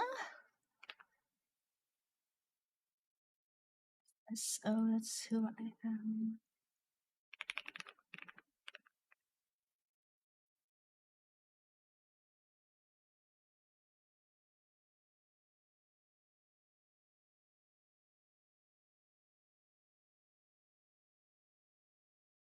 Misa, are you still up for that giveaway? Sorry. You're right. Message me again. Message me again on Discord. Remind me. I did get a few albums from another viewer. I have 4 between 1 and 2 albums that I can give away on stream. So let me think about how I'll run the giveaway.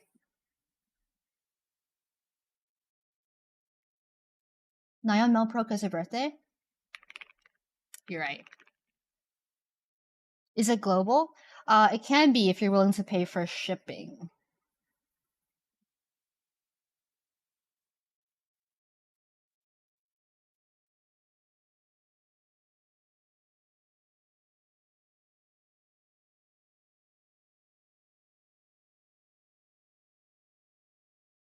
I love this song.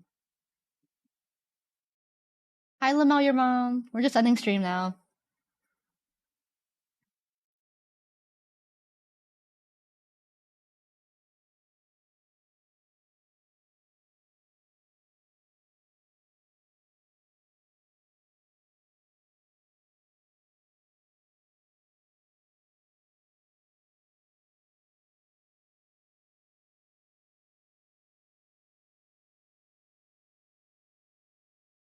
Merry Christmas, chat.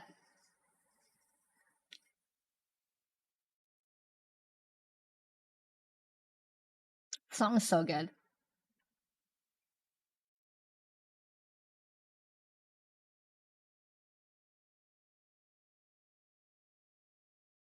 Merry September Christmas.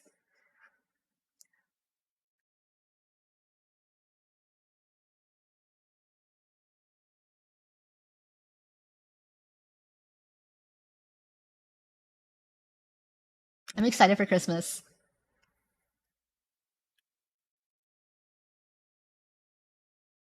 I'll try to do a stream on Christmas Day. Because I know what it feels like to spend Christmas by yourself.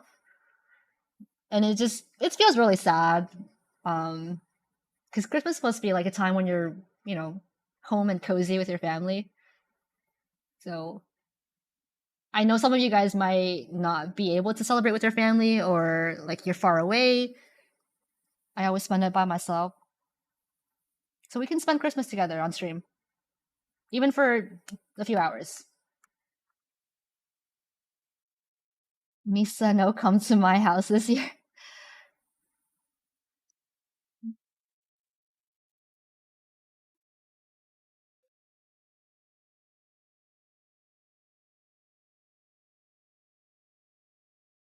Oh, she looks so good.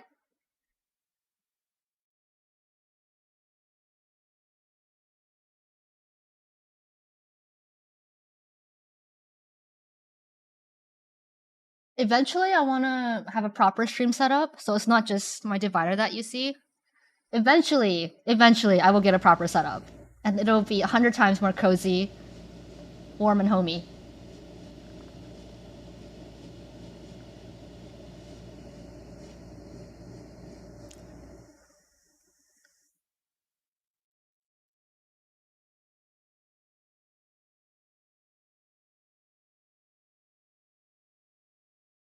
Cuckoo is the cutest dog ever! I want a dog like Cuckoo. Oh, he's like a little baby. Cute.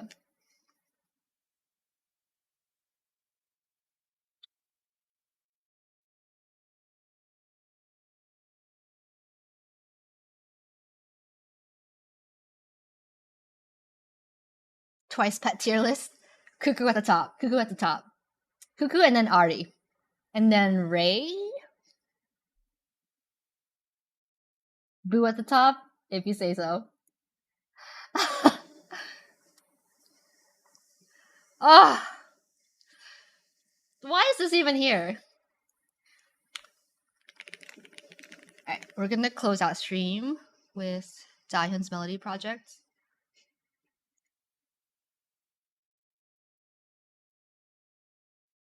Hey, we didn't drop tower the entire time, and I forgot it was there. I forgot this was there. I was about to grab Small Minery.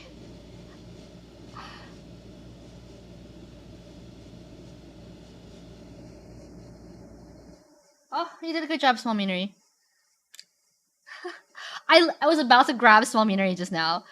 I forgot the Pokemon Tower was up there.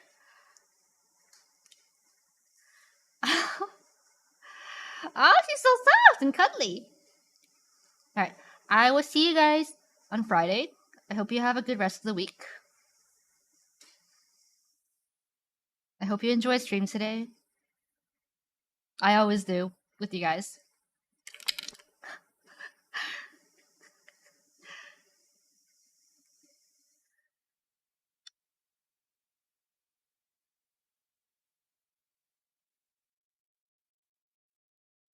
Thank you for such an amazing and cozy stream. I'm just glad you find it cozy. I'm just glad you guys enjoy it. Bye, Misa. Stay safe, stay healthy, and chat. Love everyone. We are all besties, and get the bye, love you message now. Was it very cozy? That's good. This stream is the best stream until the next one. Remember, guys, you're not real friends until you platonically make out. So don't forget to kiss your homies and let them know how much you love them platonically. By next stream, I hope you can tell me that you kissed all your homies. Platonic makeout while skydiving. You bet. When we go skydiving, we're all gonna platonically make out in the air. Okay? It's gonna be record breaking. Anticipate.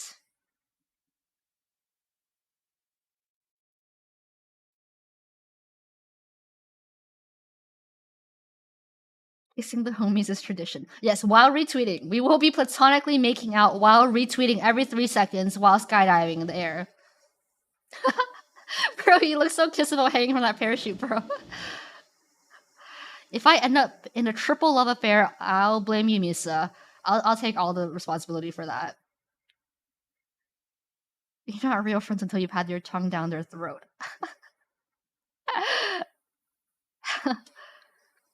Listen, there's very few communities that are cozy and chill and truly welcoming. This is one of them, so be proud that you brought all of us together. That's so sweet. I don't know how this community came to be, but I'm glad you guys are here. You're not real friends till you get married. Ooh. Stepping it up a notch. I slap my homies' booties and kiss them. Alright, this is a good place to end the stream at. I will see you guys on Friday. Bye-bye.